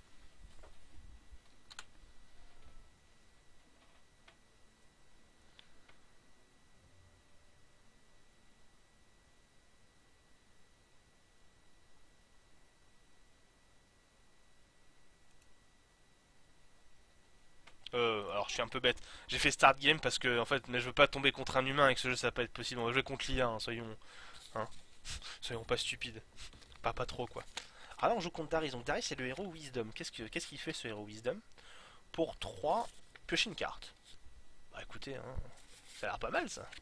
Ça a juste l'air pas mal. Alors là ma main elle est horrible, je n'ai aucun shrine. Donc je vais pas la garder, hein, je suis pas quand même. Hein, on se connaît, hein, je suis pas idiot. Donc je reprends ma main. Et là j'ai des shrines. J'ai des bêtes, ces trucs qui coûtent pas cher. Je joue rage aggro, ça va être génial. Donc là je joue mon shrine, on commence à être habitué. Mon level de rage. Je pose mon petit gobelin, pif paf pouf. Je l'ai posé ce coup-ci, je l'ai pas oublié, hein, j'apprends de mes erreurs. Et je passe mon tour. Mon adversaire joue son shrine, augmente son aspect, fait passer son tour, très bien, pas de problème. Bah écoutez, on connaît la chanson maintenant. Ça coûte 2, avec un seul aspect de prérequis. Donc on monte sa mana, on pioche sa carte, on pose le gobelin. L'autre sort c'est une fireball, mais la fireball on commence à connaître. C'est peut-être mieux à utiliser sur une créature pour déblayer le chemin pour un petit gobelin. On attaque. Vous allez voir, vous allez devenir dépendant de ce petit bouton attaquer. Hein. Vraiment, c'est vraiment sympa comme touche. Et on passe son tour. Il me pose un petit golem, tiens on connaît pas ça, qu'est-ce que c'est, qu'est-ce que c'est? Alors, c'est une créature artefact, ça c'est important parce que du coup mon gobelin là, si je le veux, je peux le sacrifier et tuer sa bête. Si je le veux vraiment, je peux le faire. Hein, c'est pas une simple créature, qui est une 2-2, donc c'est une pour 1, une 2-2, très bien. Alors, qu'est-ce qu'on peut faire de beau? On pourrait... On pourrait utiliser de façon assez intelligente ce gobelin en fait. Plutôt qu'utiliser comme une simple 2-2, on pourrait déblayer le chemin avec le gobelin, garder sa fireball dans la main pour une créature plus intéressante. C'est-à-dire que là je peux payer 2, je joue le gobelin, je le sacrifie. Parce que j'ai avoir 3 de ressources, là je fais ça. Voilà, paf, hop. Pour 2 je joue le gobelin, pour 1 je le sacrifie. Puisque c'est un artefact ça va le détruire. Je lui inflige 4, ça paraît être un bon plan ça. Hein. Je garde ma fireball pour plus tard. Allez, on y va. Donc il arrive en jeu. Je le sacrifie. Je sacrifie celui-ci, puisque celui-ci ne peut pas attaquer, il faut pas être idiot. Il peut pas attaquer, mais il peut se sacrifier. Donc allons-y. Hop, on fait péter sa bête. C'est parfait. Le petit bouton de dépendance. On attaque, on y met 4. Et on fait fin de tour. Alors Flash Freeze, qu'est-ce que c'est? Qu'est-ce que c'est? Paf, mon gobelin, il est gelé. Alors Flash Freeze, pour 1. Donc Flash Freeze dit 1 point de dégâts à une créature ennemie et freeze la créature. Alors qu'est-ce que c'est freeze? Alors je sais pas si ça marche, comme ça ne marche pas. Alors le freeze est une capacité qui dit que si votre créature devait prendre des dégâts après, elle serait automatiquement détruite. Donc scénario, j'ai une créature qui a 5 points de défense, mon adversaire joue Flash Freeze, qui lui inflige 1 point de dégâts et qui lui met freeze. Si jamais une autre créature derrière ou un autre effet vient à lui infliger des dégâts, même si ça ne lui inflige que 2 points de dégâts, l'effet de freeze va le faire sauter. En gros, il vous congèle, quelqu'un prend un marteau, vous éclate, vous devenez des cubes de glace. Un peu l'idée. Donc là c'est à moi de jouer, j'ai pioché un shrine, c'est parfait. Nous allons augmenter notre seuil, puisque je pense que ça serait plutôt bien. Ah ça c'est cool, c'est qu'est-ce que c'est ça? Pour 3, les gobelins que vous contrôlez ont Swift, donc c'est-à-dire qu'ils peuvent attaquer dès qu'ils arrivent en jeu. Donc là, là ça paraît bien en fait. Ça paraît bien, parce que si on le joue maintenant, au tour d'après lui il va arriver, il aura le Swift. Ok, allons-y, on monte mon niveau de rage, je mets la petite gobeline, le bouton de dépendance. On lui met 4. Il est déjà à 10 points de vie, c'est rage, hein. Porte bien son nom. Et on passe son tour. Alors, Force Mage Protector. Alors ça c'est intéressant, on a pas mal de choses. Alors, je sais pas ce que ça fait. Alors, premier effet que je fais ça. Qu'est-ce qui se passe? Il se passe rien parce que c'est mal foutu. Lol, lol. Alors, je vais expliquer. C'est une créature qui est de 2 pour 2, de speed, donc ça vous savez lire les cartes maintenant. Et à la base, il rentre avec 2 points d'énergie. Voilà. Et avec 2 points d'énergie, il peut dépenser 2 points d'énergie, il met un shield, il met un emblème de bouclier, un emblème de shield sur une créature. L'emblème de shield dit, si la créature devait prendre des dégâts, plutôt que prendre des dégâts, ça fait sauter le shield.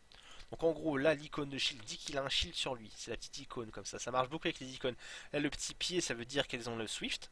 Le petit bouclier, c'est-à-dire qu'il y a un emblème de bouclier. Donc en gros, les premiers dégâts que lui va recevoir va faire juste sauter le bouclier. Bon. Bah écoutez, on a quand même un plan contre ça en fait, hein, je pense. On a plusieurs choix. On peut utiliser les capacités du héros, lui infliger 1 point de dégâts, puis attaquer avec mon gobelin.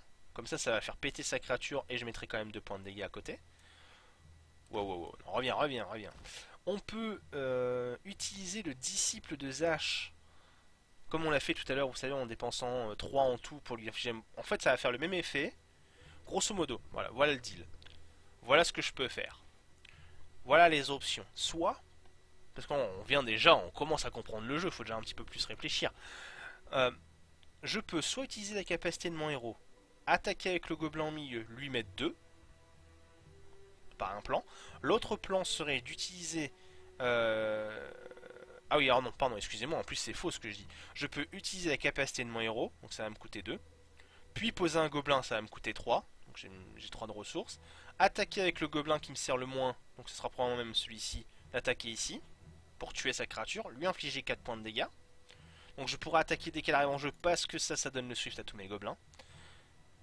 Et l'autre solution serait que juste que je pose le disciple de Zash et que je fasse la même chose mais avec le gobelin en moins. Donc grosso modo, je pense que je préfère avoir un gobelin de plus sur la table à la fin de mon tour. Ma réflexion est faite, j'y vais. Donc il a le Swift. Nous allons donc faire comme ça, utiliser mon héros, faire sauter l'emblème. Paf, vous avez paf, l'emblème s'est en allé. Utiliser ce gobelin pour annihiler le protecteur et lui mettre 4. Ça paraît bien ça.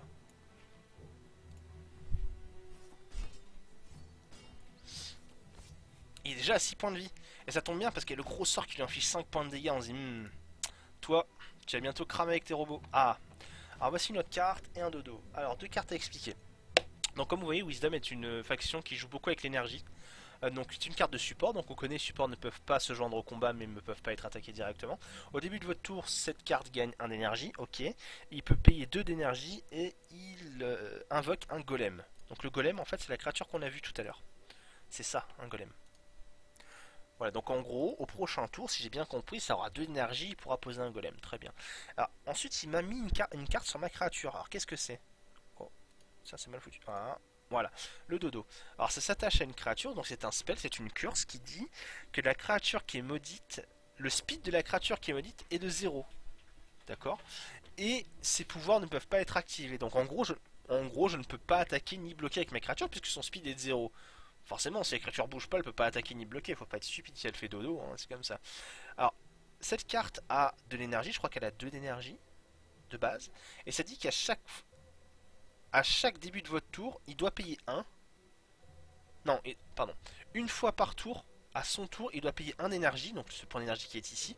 Et s'il ne peut pas le faire, c'est-à-dire que s'il a 0 et qu'il ne peut plus payer le 1, cette carte s'en va. Donc en gros, cette carte va désactiver ma créature pendant 2 tours, puis s'en aller. Très bien. Donc là, mon adversaire est à 6. J'ai pioché un shrine. C'est parfait. Il peut pas bloquer, je le sais. Donc là, on peut le tuer. Hein.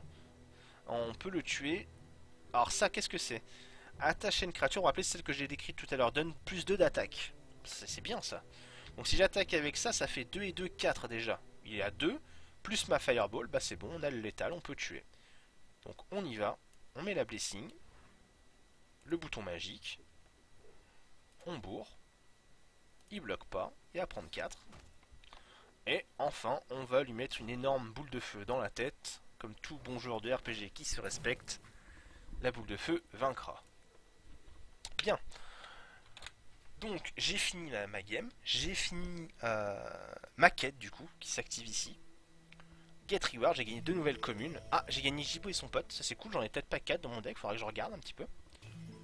Et j'ai gagné un autre chaman qui dit que quand ce chaman arrive en jeu, il inflige des dégâts égaux au nombre de chamans dans vos cimetières à un héros ennemi. En gros, si j'ai 4 chamans dans mon cimetière que je joue cette carte, je mets 4 à l'ennemi. Bon, c'est rigolo. Alors, je vous rappelle que pour modifier votre deck, il vous suffit d'aller sur Heroes, Edit Deck. Donc là, le filtre est un peu plus important, vous voyez, puisque là, il y a des cartes qui se mélangent. Qu'est-ce qui se passe? Paf. Le truc de rage, et là, j'ai accès à toutes les cartes. Donc là, on voit le nombre de copies, on voit mon deck, et vous pouvez tweaker votre deck à volonté ici. Bien. On voit aussi qu'ici, évidemment, j'ai joué qu'une seule partie sur les 3, donc j'ai pas mes normal packs. On voit que tout s'incrémente aussi. Là, j'ai gagné une partie, donc ça fait 1 sur 10. J'ai joué une partie, donc ça s'est incrémenté 1 sur 5. Et ici, alors je peux faire un... Alors les challenges PvE, parce que c'est un truc, il y a juste à appuyer sur le bouton Fight, et vous avez un reward. Le reward est d'unlock la zone. Donc là je vais pas le faire, c'est juste un défi en fait. Vous jouez une partie contre une IA, qui ne compte pas pour les autres drapeaux d'ailleurs, et ça va vous débloquer la quête, ou ça va vous faire la quête. Voilà. Alors, je vais parler de 2 choses maintenant pour clôturer un petit peu cette émission et ce stream, puisque je pense que la découverte globale a été faite. Là, j'ai parlé en gros du jeu, de comment ça se passait, des tout premiers pas. Je vais parler de 2 choses. La première chose, une chose qui est assez importante, parce que comme je vous l'ai dit, c'est un studio qui est indépendant, c'est un studio qui démarre. C'est un studio de 5 personnes, et il y a un système de Kickstarter dans ce jeu.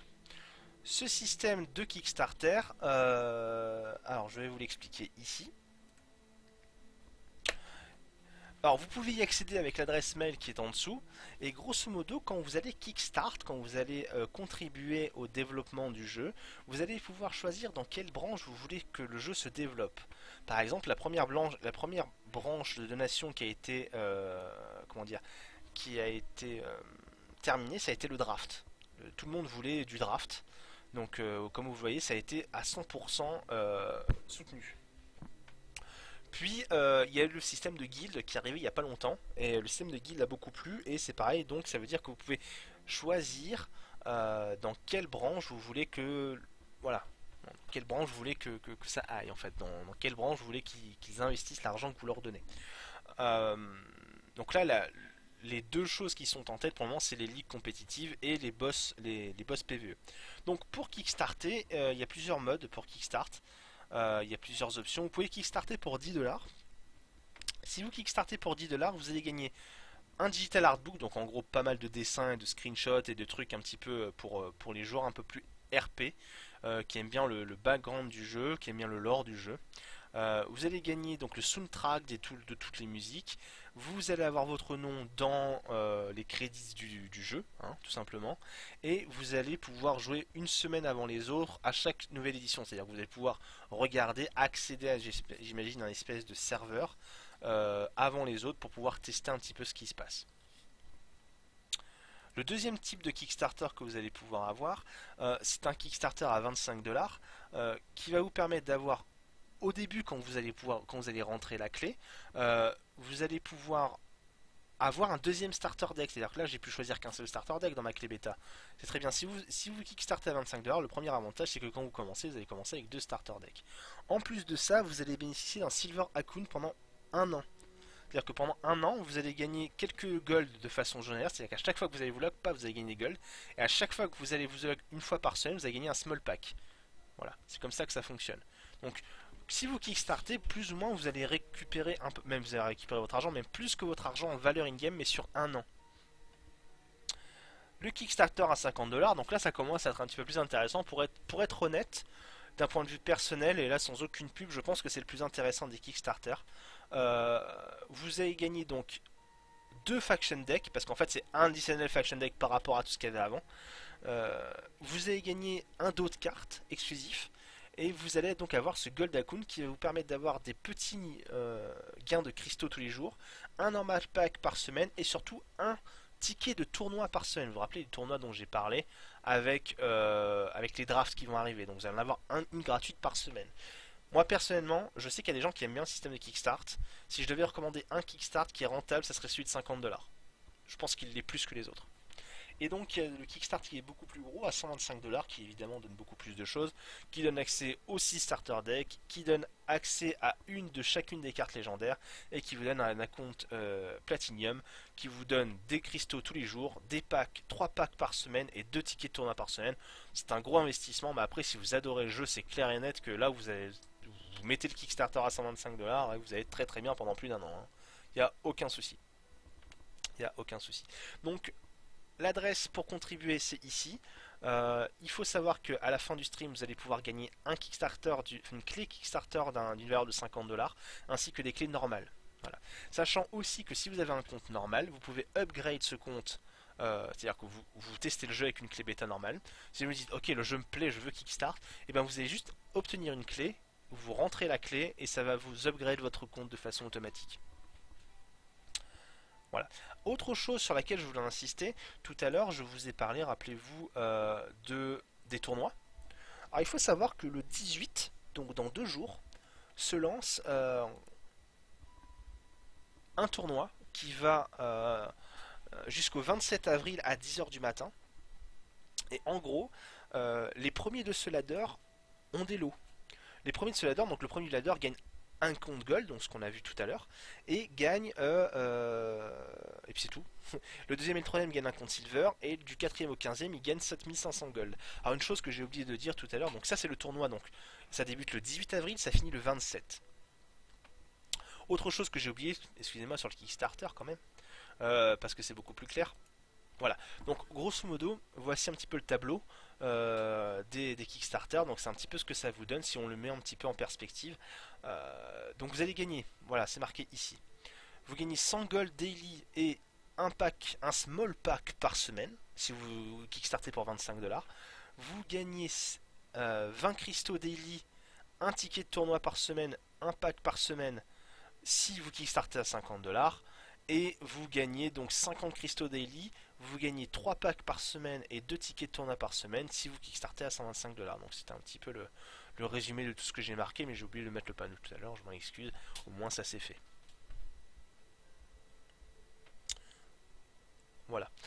Donc oui, je repasse rapidement sur ce truc du 18 avril. C'est assez intéressant qu'ils se mettent déjà à faire leur propre tournoi. Je trouve ça même très bien en fait qu'ils essayent de mettre une scène déjà compétitive alors qu'il y a peu de joueurs. Je pense que ça va être un essai et je pense qu'ils vont essayer de faire des choses assez cool à l'avenir. Voilà. Donc, ceci étant fait, ce que je vais vous proposer de faire, c'est que je vais enchaîner un petit peu les quêtes et on va essayer d'obtenir un petit peu ces premiers packs et starters, voir un petit peu comment ça se passe. Et puis, on va essayer d'aller un petit peu plus vite, on va essayer de jouer un peu plus et puis on va voir un petit peu comment ça se passe. On va jouer à peu près un quart d'heure et puis après dans un quart d'heure je pense qu'on va faire gagner donc cette fameuse clé à 50$. Dans un bon quart d'heure même. Allez, on y va. Quick battle, donc là mes quêtes, paf paf. Donc là j'ai pas. Alors voilà. Là on a un point où j'ai plus de quêtes dans ma zone, mais il faut que je les débloque. Donc là il faudrait que je joue 5 games avec un héros rage. Là il faut que j'en gagne 10. Et là il faut que je gagne un challenge PvE. Là il faut que je joue 3 parties. Alors si je joue 3 parties, je gagne 3 normal packs. Donc on va essayer de les faire rapidement quand même. 3 normal packs c'est beaucoup. Hein. Allons-y. Alors, ma main est somme toute classique. Les petits gobelins préférés, des shrines. Très très bien. Alors on joue contre un héros de nature, on l'avait pas vu lui. Alors l'héros de nature, qu'est-ce qu'il fait? Il dit que pour 1, toutes les créatures que vous avez jouées ce tour ont Swift. Très bien. Alors je monte mon level de rage, très bien. Je pose mon petit gobelin, on connaît la chanson maintenant. Fin de tour. Mon adversaire ne joue rien. Alors ça on commence à connaître la chanson pour l'IA aussi. Hein. Ne vous y habituez pas. Très sincèrement, ne vous y habituez pas.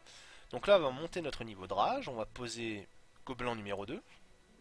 Le bouton de dépendance. Oui, encore une fois, ce sera vraiment, vous serez dépendant à ce bouton quand vous jouerez rage, hein, c'est sûr. On a déjà 3 shrines, on n'a pas besoin de faire l'offering. Tout va bien. On y va, on enchaîne. Donc on voit aussi en haut où on en est dans le tour. Hein. Si jamais vous n'aviez pas vu, en haut on voit où en est le tour à chaque fois. Donc là je suis à la première phase. Autre chose aussi que je n'ai pas montré, il y a des menus ici. Si jamais il y a des settings, vous pouvez y accéder ici. Vous pouvez aussi resign ici, si vous le voulez. Et vous pouvez quitter le jeu directement. Donc là c'est le gros bouton de rage quit. Et là c'est le petit bouton de rage quit. Hein, pour la traduction. Ah oui, à gauche aussi, il y a ce qui a été joué dernièrement. Alors, je ne vous l'ai pas présenté pour la simple et bonne raison que je ne le trouve pas complet pour le moment. C'est une bonne idée, prise à d'autres jeux, mais elle est assez mal exécutée pour le moment. C'est quelque chose, je pense, qui va être amélioré dans le futur. Alors, on y va. Qu'est-ce qu'on peut jouer? On peut rien jouer de bien. On peut jouer la Blessing. Ouais. Ouais. On va piocher. Peut-être qu'on va avoir mieux. Ah, Fireball. Alors ça généralement c'est la réponse à tout. T'as un problème? Fireball. Y a plus de problème.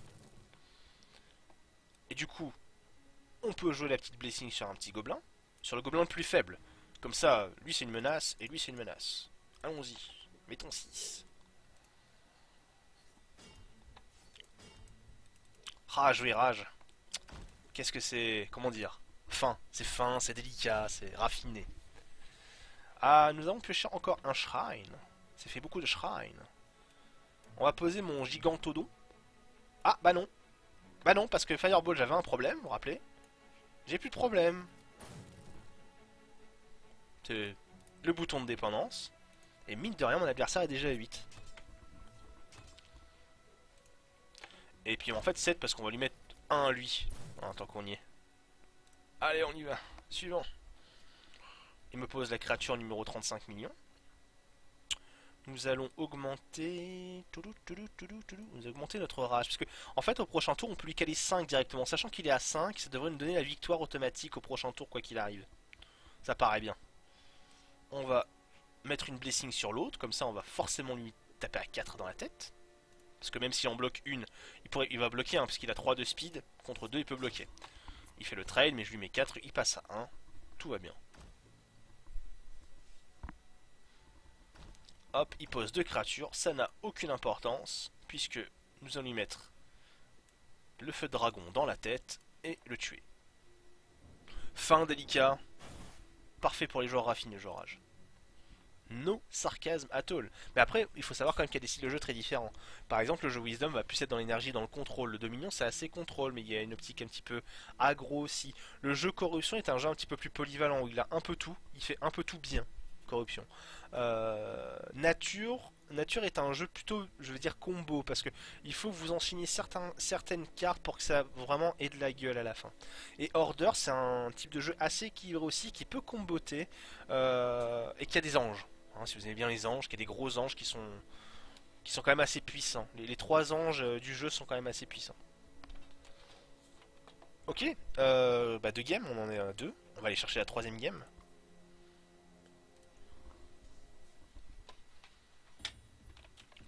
Despina, donc on la connaît, on l'a vu.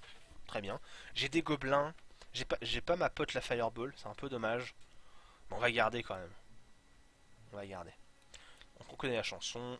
Rage, je pose le gobelin, je passe mon tour. Alors, je vais continuer à bourrer. On va piocher. Ah, on a pioché Gibo et son pote. On va mettre la blessing, mettre 4. Alors là, plutôt que passer mon tour de façon bête et mécanique, on va réfléchir un tout petit peu. J'ai quand même besoin de piocher un shrine. Et vu que je suis pas quelqu'un qui compte vraiment sur la chance, Je me dis que faire une offering tout de suite pour être sûr et certain, pour avoir 2 chances d'avoir un shrine, ça peut être bien. Alors on enlève le gigantodon que je n'aime pas. Hop, j'ai récupéré un shrine, c'est parfait. Fin de tour. Le deadly, donc le deadly on le connaît, il est létal, hein, donc en gros il peut bloquer, le tuera à coup sûr. C'est pas forcément cool. C'est pas forcément cool. On va, je pense, piocher. Ce qui est plutôt pas trop mal. On va attaquer, je pense qu'il va vouloir faire le trade, ici. J'aurais pu ne pas attaquer, mais j'ai un plan. Peut-être. Peut-être. On va poser Jibo et son pote. Je pense. Yep. Donc c'est Jibo et Ronnie. Alors, il me buff ma créature, parce que bah, c'est une IA, et qu'il aime bien buffer les créatures, cette IA, moi j'aime bien. Moi j'aime bien cette IA. Ouais. Alors j'ai pas de shrine. J'aurais peut-être dû faire la Divine Offering le tour d'avant, d'ailleurs j'ai joué peut-être un petit peu trop vite. J'ai enlevé cet Orc Warrior qui me plaît pas vraiment. Déjà c'est un Orc, c'est pas un gobelin. Moi j'aime bien les gobelins. J'ai mon shrine. Nous allons augmenter notre niveau de rage. Nous allons bourrer. Je pense. Qu'est-ce que tu as fait aujourd'hui? J'ai bourré. Sans mauvais jeu de mots. Ou même avec, c'est vous qui choisissez en fait, je m'en fous. Hop là. Le bouton de dépendance, et on y va.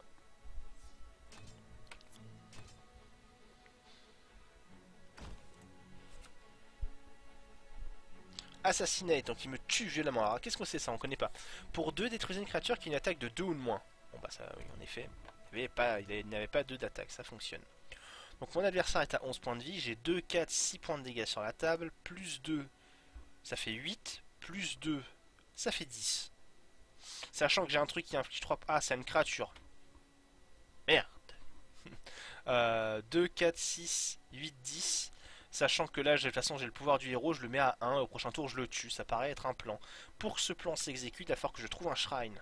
Shrine, viens à moi, shrine. Le shrine est venu à moi. Et donc, nous allons mettre notre plan à exécution. Mana. Ce gobelin qu'on connaît qui donne le swift à tous les gobelins, lui-même compris. Le buff qui va me permettre de buffer cette bête-ci. Le bouton de dépendance. On bourre. On le met à 1. Et au prochain tour, il y a la petite fireball de rien du tout qui va le finir normalement. À part surprise. Ah, alors pour qu'est-ce que c'est? Pour 4, c'est une 4-4. Point. Clair, net, efficace. Et là, nous allons lui foutre la honte. Pique. Et nous gagnons la game. 25 gold gagnés. Pif paf pouf. On revient ici. On a la map. Avec la map, donc j'ai fini ma quête qui dit de dire je joue 3 games, je gagne 3 normal pack. Paf, parfait. Allez, on y va. On peut ouvrir. Open. Hop. Pack numéro 1. Alors qu'est-ce que c'est? Ça on connaissait. Tout ce qui est pas nu de toute façon on connaissait. Donc allons-y, allons-y. Rien pour nous. Paf. Un elf scout. Ok. Un frost élémental. Ok, mais c'est toujours pas pour nous. Force field, ça c'est ma rare, donc on va quand même regarder. Plein de texte et tout. C'est assez fort, c'est assez rigolo comme carte. Une carte typiquement Wisdom qui se sert de l'énergie pour faire des effets. Je vous laisserai les découvrir petit à petit. L'orc qu'on connaît, moi j'aime pas trop le jouer. À chaque fois que j'ai joué, je l'ai pas. À chaque fois que j'ai pu le jouer, je l'ai pas joué, j'ai joué autre chose. Les fanfares. Ah, un truc rouge, un shrine spécial. Qu'est-ce que c'est? Ça, on n'a pas vu ça encore. Qu'est-ce que c'est que ça? Donc en fait, ça, ce sont des shrines un peu spéciaux. J'espère en choper un dans un normal pack. Et merci, je l'ai eu un. Sinon, j'aurais dû faire un truc genre, hey, vous avez vu, j'ai oublié un truc. Grosso modo, vous savez, quand vous utilisez un shrine, soit ça vous donne un niveau de votre aspect, soit ça vous donne un point de mana et piocher une carte. Bah là, plutôt que faire piocher la carte, ça vous donne un skill supplémentaire à votre héros. Mon héros à moi, vous savez, il fait un point de dégâts pour 2. Et bah là, en gros, mon héros gagne une nouvelle capacité qui dit que ça a besoin de 2 seuils rouges pour être joué, ça a besoin de 2 de mana et ça a un cooldown de 3 tours. Je regarde les 4 premières cartes du dessus de mon deck, je mets une carte de totem que j'ai trouvé en jeu et le reste je le mets en dessous. Donc en gros, je révèle les 4 premières cartes, s'il y a un totem je le mets en jeu, s'il n'y a pas de totem tant pis pour moi. Donc c'est un peu spécial, vous gagnez un peu des pouvoirs comme ça et en fait vous allez pouvoir vous apercevoir que ces shrines sont quand même assez importants dans beaucoup de decks. Et la dernière carte est une Noxus Fumes, donc qui donne -2/-2 à une créature, c'est une carte corruption. Mais il y a deux autres packs, qu'est-ce que c'est, qu'est-ce que c'est? Alors voilà, donc pour trouver les packs que vous n'avez pas vus, genre j'en ai ouvert un où ils sont mes deux autres, vos packs sont dans collection, puis pack et extra, et vous pouvez cliquer ici pour les ouvrir. Qu'est-ce que c'est, qu'est-ce que j'ai eu d'autre? Donc un shrine spécial, parce que si c'est un shrine de mignon. La rare, une rare wisdom.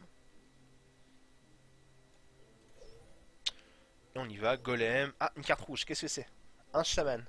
À chaque fois qu'une créature ennemie meurt, cette carte gagne 1 d'énergie. Donc vous avez vu, les cartes rage ont aussi de l'énergie.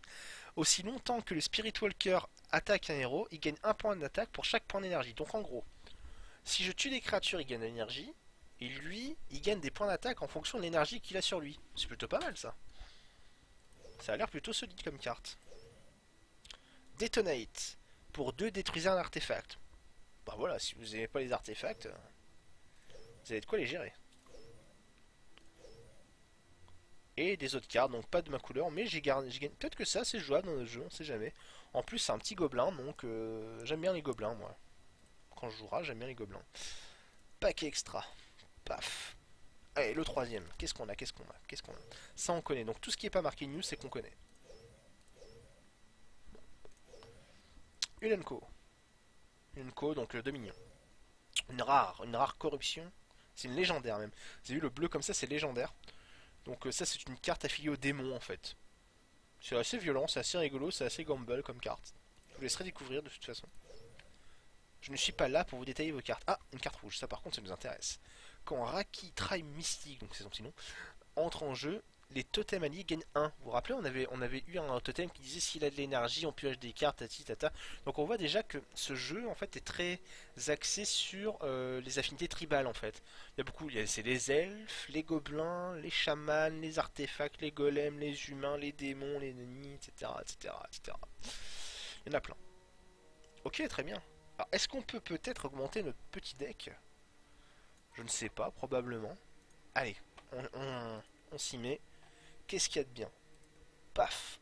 On regarde les nouvelles cartes que j'ai eues grâce à ce petit filtre. Alors les Fireballs, je pense qu'ils en ont mis 4 ou oui. Ah, ça on en a vu un de plus.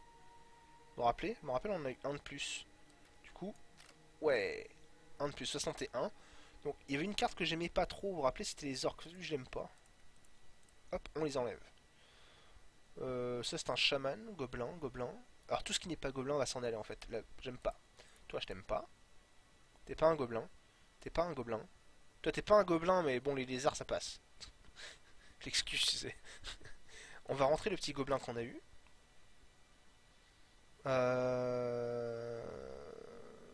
Ça, on en a eu un de plus, on l'a rentré.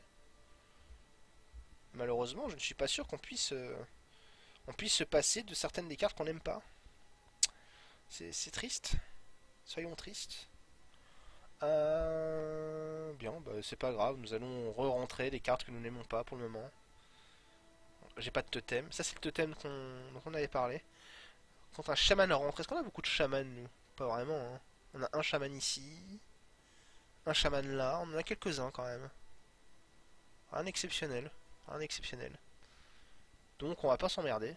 On va juste re-rentrer les orques que j'aime pas trop. Où es-tu, orc? Reviens, reviens, toi là. Et hop. On va en mettre 3. Hop. Non, c'est pas le chaman. Oui. Paf. Back, back. Donc ici on voit le deck qu'on a sélectionné, enfin le héros du deck que vous avez sélectionné. Une nouvelle catapop. Ah bah vous voyez, regardez. Si je gagne 3 parties, je gagne un nouveau starter. Comme ça, vous voyez, si jamais vous vous rendez compte que le starter de base ne vous plaît pas, vous allez accéder à une quête assez rapidement qui va vous permettre de changer ça. Donc on va accéder à la quête. Et on va continuer.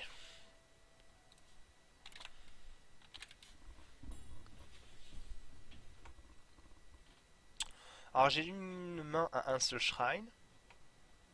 Néanmoins j'ai deux petites bêtes, donc j'ai pas de fireball. Ma main est pas géniale, mais on va la garder. Nous verrons bien. Ah bah j'ai pioché un shrine, c'est très bien. Donc on connaît la chanson. Avec ce jeu c'est pas très compliqué. On pose des bêtes. On enlève ce qui est en face. le bouton de dépendance, et généralement ça se passe bien. Piochons une carte. On pose un gobelin. Alors là par contre on peut pas attaquer, parce que lui il est gros quand même. Lui il est pas très très gentil. Lui il est pas très très très gentil. Comment on peut faire? Comment on peut faire? Est-ce qu'on peut faire quelque chose?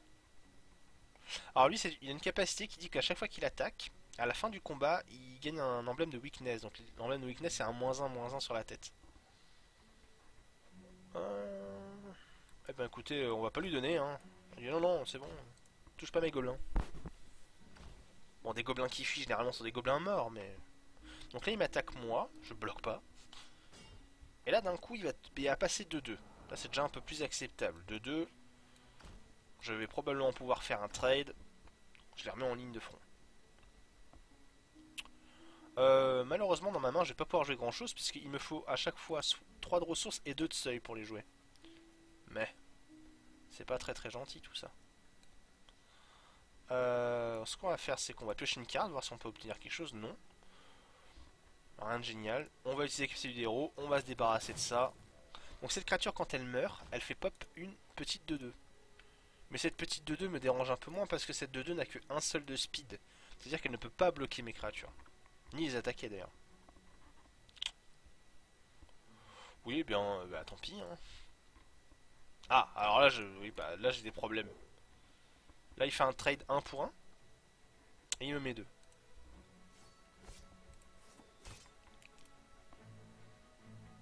Ok. Montons notre rage. Nous allons essayer de poser quelque chose qui peut trade avec ça.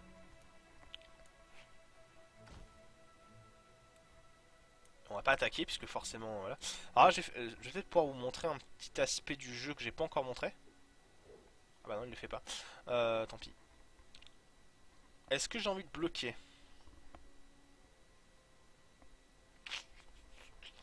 Alors, ah oui, alors ça c'est une curse qui dit qu'à chaque début de tour il pose une 2-2 comme ça sur la table. Ce qui est assez embêtant. J'ai pas spécialement envie de bloquer. On bloque pas. On verra bien ce qui se passe. Généralement un jeu aggro rage qui bloque, c'est pas terrible.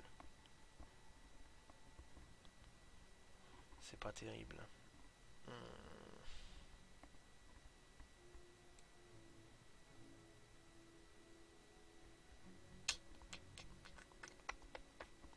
Vous avez vu, il faut réfléchir hein, quand même. Qu'est-ce qu'on peut jouer? Qu'est-ce qu'on peut jouer?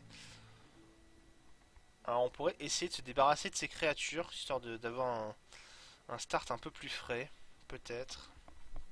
Je suis pas sûr en fait. Non, je pense pas. Je pense pas que c'est la bonne solution.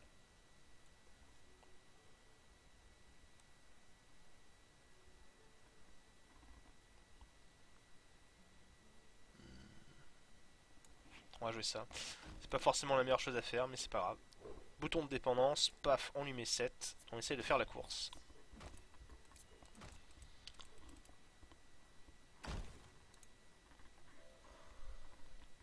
Alors, ça c'est une créature qui dit que tous les zombies deviennent deadly. Donc en gros, à chaque fois qu'il touche le zombie, ça tue la créature qu'il touche. Rappelez deadly, encore une fois. Si vous connaissez pas une carte, il suffit de laisser votre curseur dessus, vous la voyez apparaître avec les compétences qui sont liées. Donc là, on a vu la bête qui est apparue via ça. Il m'attaque. Il me met 4. Il me met 4, mais moi au prochain tour, je lui mets 7 quand même.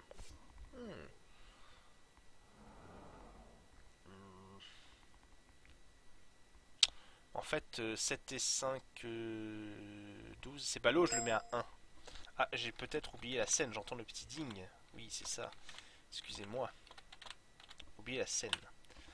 Voilà, c'est mieux.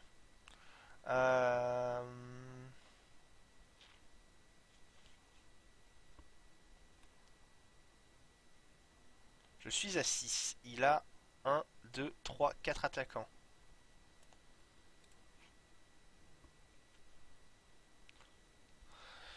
Alors je peux lui mettre 2, 4, 6, 9, 11.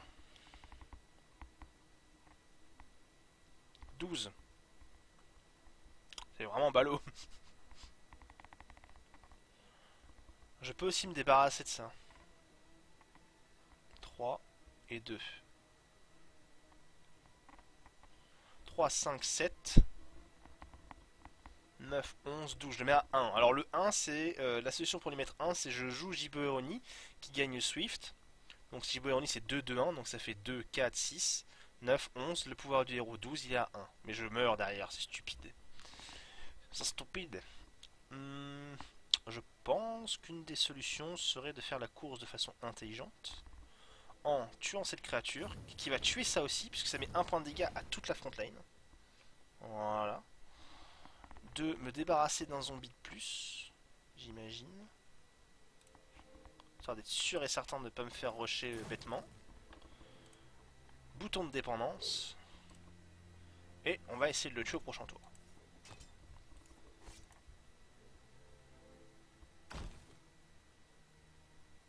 On va être sûr d'avoir un shrine au prochain tour. Donc on va enlever ça. Hop. Parfait. Qui repose le même tour. Paf paf. Il va me mettre 2. Et notre Evil Plan a fonctionné. Et nous allons pouvoir le tuer. Ce vil héros corruption. Parce qu'en fait le problème c'est qu'il ne peut pas bloquer, vous voyez ces créatures c'est 1 de speed, 1 de speed. Donc toutes ces créatures ne peuvent pas bloquer les miennes qui ont 3 de speed, 3 de speed, 2 de speed. C'est là que l'effet de speed est quand même intéressant parce que s'il n'y avait pas cette notion de speed, j'aurais probablement perdu cette partie puisqu'il bloquerait à chaque fois, enfin c'est complètement différent. Ça amène une mécanique et une profondeur au jeu quand même. Et c'est assez innovant en fait, je connais pas d'autres jeux de cartes où il y a ce système. Alors ça existe peut-être mais moi je ne le connais pas. Donc nous avons encore gagné, nous sommes trop forts avec ce jeu rage. Gagné 25 gold, donc les golds qui montent petit à petit. Hop. Où en sommes-nous? Win 3 games. Bien. Allez, je vais faire une petite dernière partie. Je pense.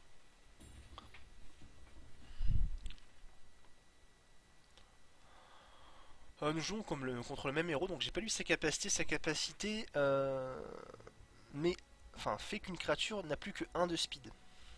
Voilà. Pendant un tour. En fait j'ai une main avec beaucoup de shrines, mais j'ai probablement la meilleure carte du jeu rage avec Fireball, donc je vais la garder. Hop, niveau de rage, je mets mon petit lézard et on y va. Ok, petit lézard encore plus petit. Hop, vous avez vu, à force qu'on joue, vous allez jouer de plus en plus vite comme ça. Et c'est vrai que le jeu est assez agréable à jouer en fait. Ce côté fluide. Et quelque chose que vous pouvez pas voir dans la vidéo, mais il y a une belle réactivité dans le jeu en fait. Le jeu réagit bien, c'est vraiment très très fluide quand vous le jouez. Il n'y a pas de saccade, il n'y a pas de latence, c'est vraiment bien foutu. Nous n'avons pas grand chose à jouer, puisqu'en fait à chaque fois il me faut 2 seuils. Donc on va juste piocher, espérer piocher quelque chose d'autre. Nous ne piochons pas, c'est pas grave.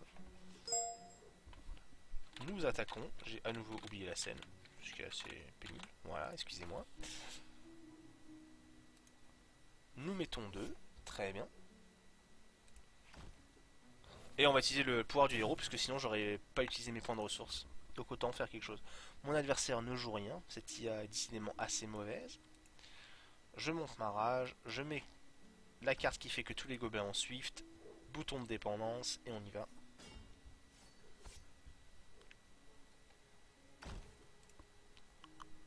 Donc mon adversaire joue Consume Spirit. Qu'est-ce que c'est que cette carte de l'enfer?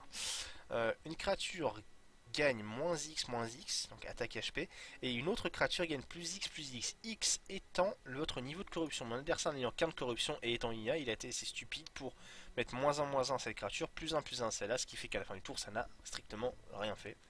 Donc quelques améliorations à faire sur cette IA encore, je pense que ça va se faire avec le temps. Il n'y a pas de raison. Bah écoutez, on va piocher. Chaque gobelin que nous allons poser aura Swift, donc mettons celui qui a le plus d'attaque. Bouton de dépendance. Ça fait 2, 4, 7, nous le mettons à 6.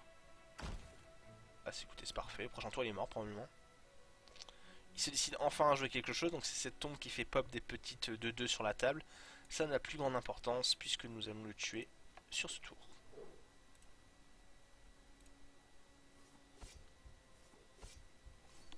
Rien.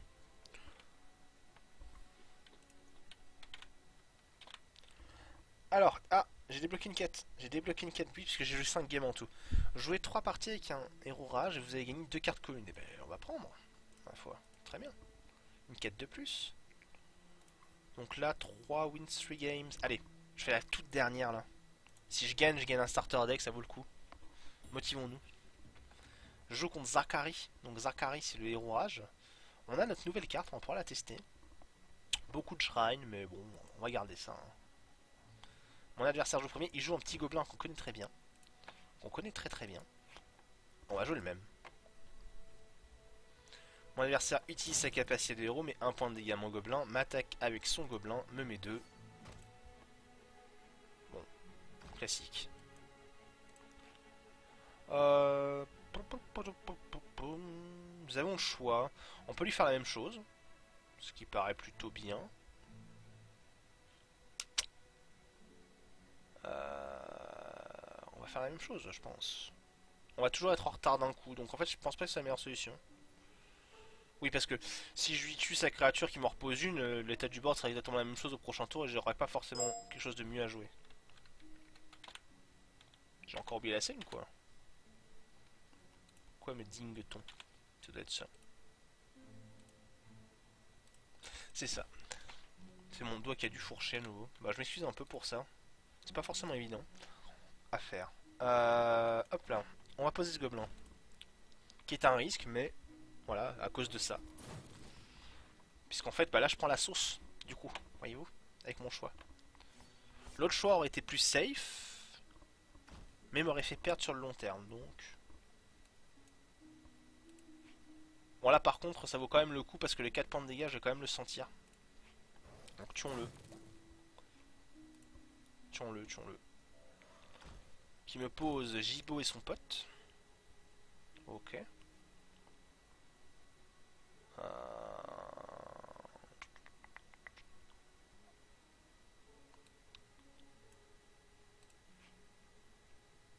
Ok.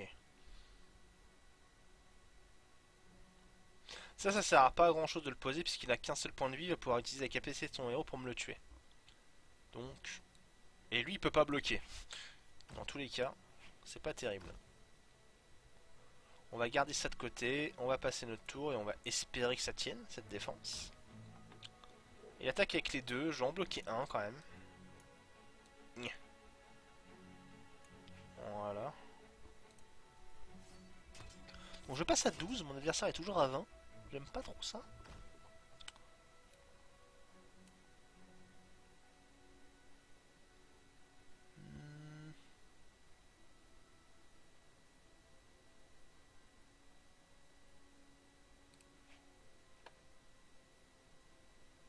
On peut jouer ça.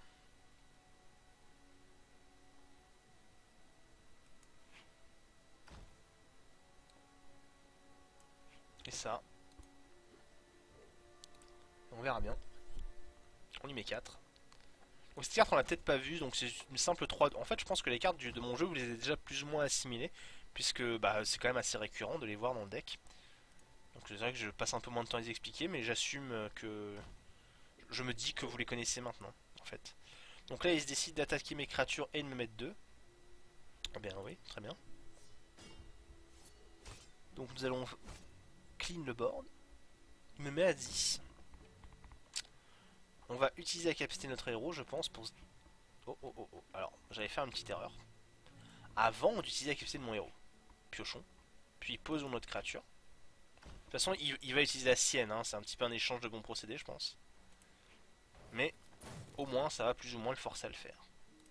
Pour gagner le 1 d'énergie, vous vous rappelez, à chaque fois qu'une créature ennemie meurt, je gagne un point d'énergie. Donc là, il a fait la même. Bref, c'est un match miroir.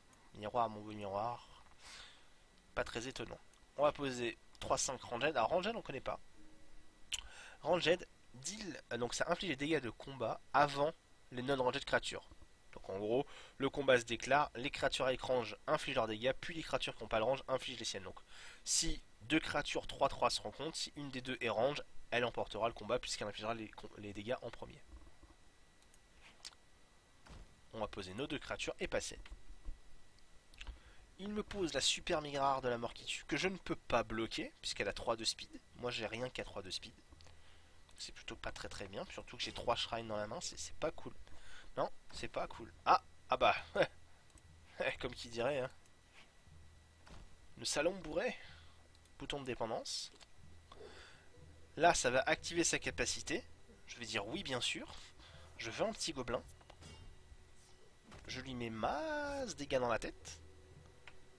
Il passe à 6, mais je suis à 7. Je peux mourir assez mochement prochain tour. Ok, donc il a préféré tuer ma bête, m'attaquer. Ça fait 3, ça fait que je passe à 4. 2, 4, 7. Aurais-je gagné? Bon, c'est une erreur de l'IA, hein, j'aurais pas dû gagner, mais j'ai quand même gagné. Seule la victoire compte, tout ça, tout ça. On lui met 7, on gagne. On prend notre starter deck. Ouh. Parfait. Et là, j'ai gagné mon nouveau starter deck. Donc je dois choisir. Donc je peux même reprendre un jeu rage, mais non. On va prendre, je sais pas...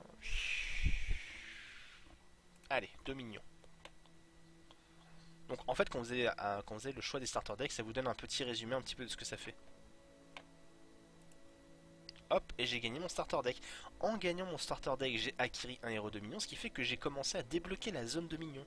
Donc maintenant, non seulement j'ai les quêtes de rage à finir, mais en plus j'ai des quêtes de dominion, là, qui dit si je joue une friendly ou ranked game avec un héros de minion, je gagne 2 cartes communes. Donc ça c'est pas très grave, il suffit de la jouer, vous n'avez pas besoin de la gagner, il suffit de la jouer, et ça fonctionne. Donc là au niveau des héros, j'en ai gagné un, qui est ici. Donc j'ai gagné mon starter deck là. Je peux éditer le deck avec les cartes que j'ai déjà acquéries via mes normal packs. Et tuner un petit peu le jeu à ma guise. Voilà. Donc, comme vous pouvez le voir, ce jeu, quand même, encore une fois, vous donne pas mal de cartes dès le début. Vous permet de vous mettre un pied à l'étrier et de vous... ça vous procure une certaine immersion. C'est vraiment assez addictif le système de quête. Hein. Au début, vous faites c'est bon, je finis cette quête et puis j'arrête. Puis après, vous vous rendez compte, c'est cool, il y a une quête qui me donne encore plus de cartes. Etc, etc, etc. Donc après la frénésie de cartes s'arrête quand même un petit peu, mais de façon quotidienne, puisque les quêtes sont daily, vous allez pouvoir augmenter votre collection et améliorer vos decks en fait de façon assez stable, assez steady, assez régulière. Donc voilà. Donc je répète un petit peu ces forces de ce jeu une dernière fois afin de conclure l'émission de ce soir. Et juste après vous allez avoir un giveaway. Juste après il y aura un giveaway d'une clé gold offert par Mumcards.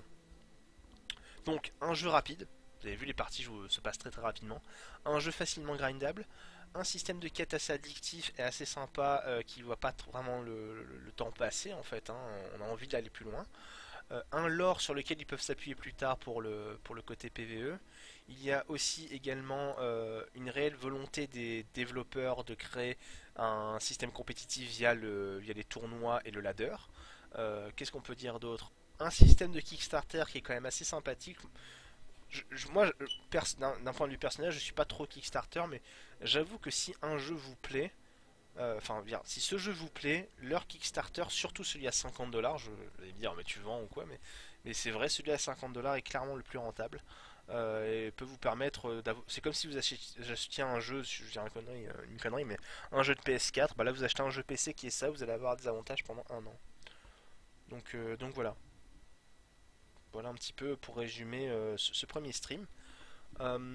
Cette vidéo est la première d'une série de 3 que vous allez pouvoir retrouver sur le channel de YouTube de Mumcards. Voilà, stay tuned. Alors, j'espère que cette émission vous a plu. Je pense avoir fait le tour des premières choses à faire dans ce jeu. Je vais donc tout simplement finir cette vidéo sur ce point, hein, sur cette déclaration qui dit que j'ai bien fait mon taf et que je suis content de moi et que j'espère que ça vous a aidé surtout en fait. J'espère que du coup vous serez un tout petit peu moins perdu dans le jeu quand vous allez faire vos premiers pas dessus. Et puis bah on espère vous voir sur le jeu et voir l'engouement pour le jeu grandir tout simplement.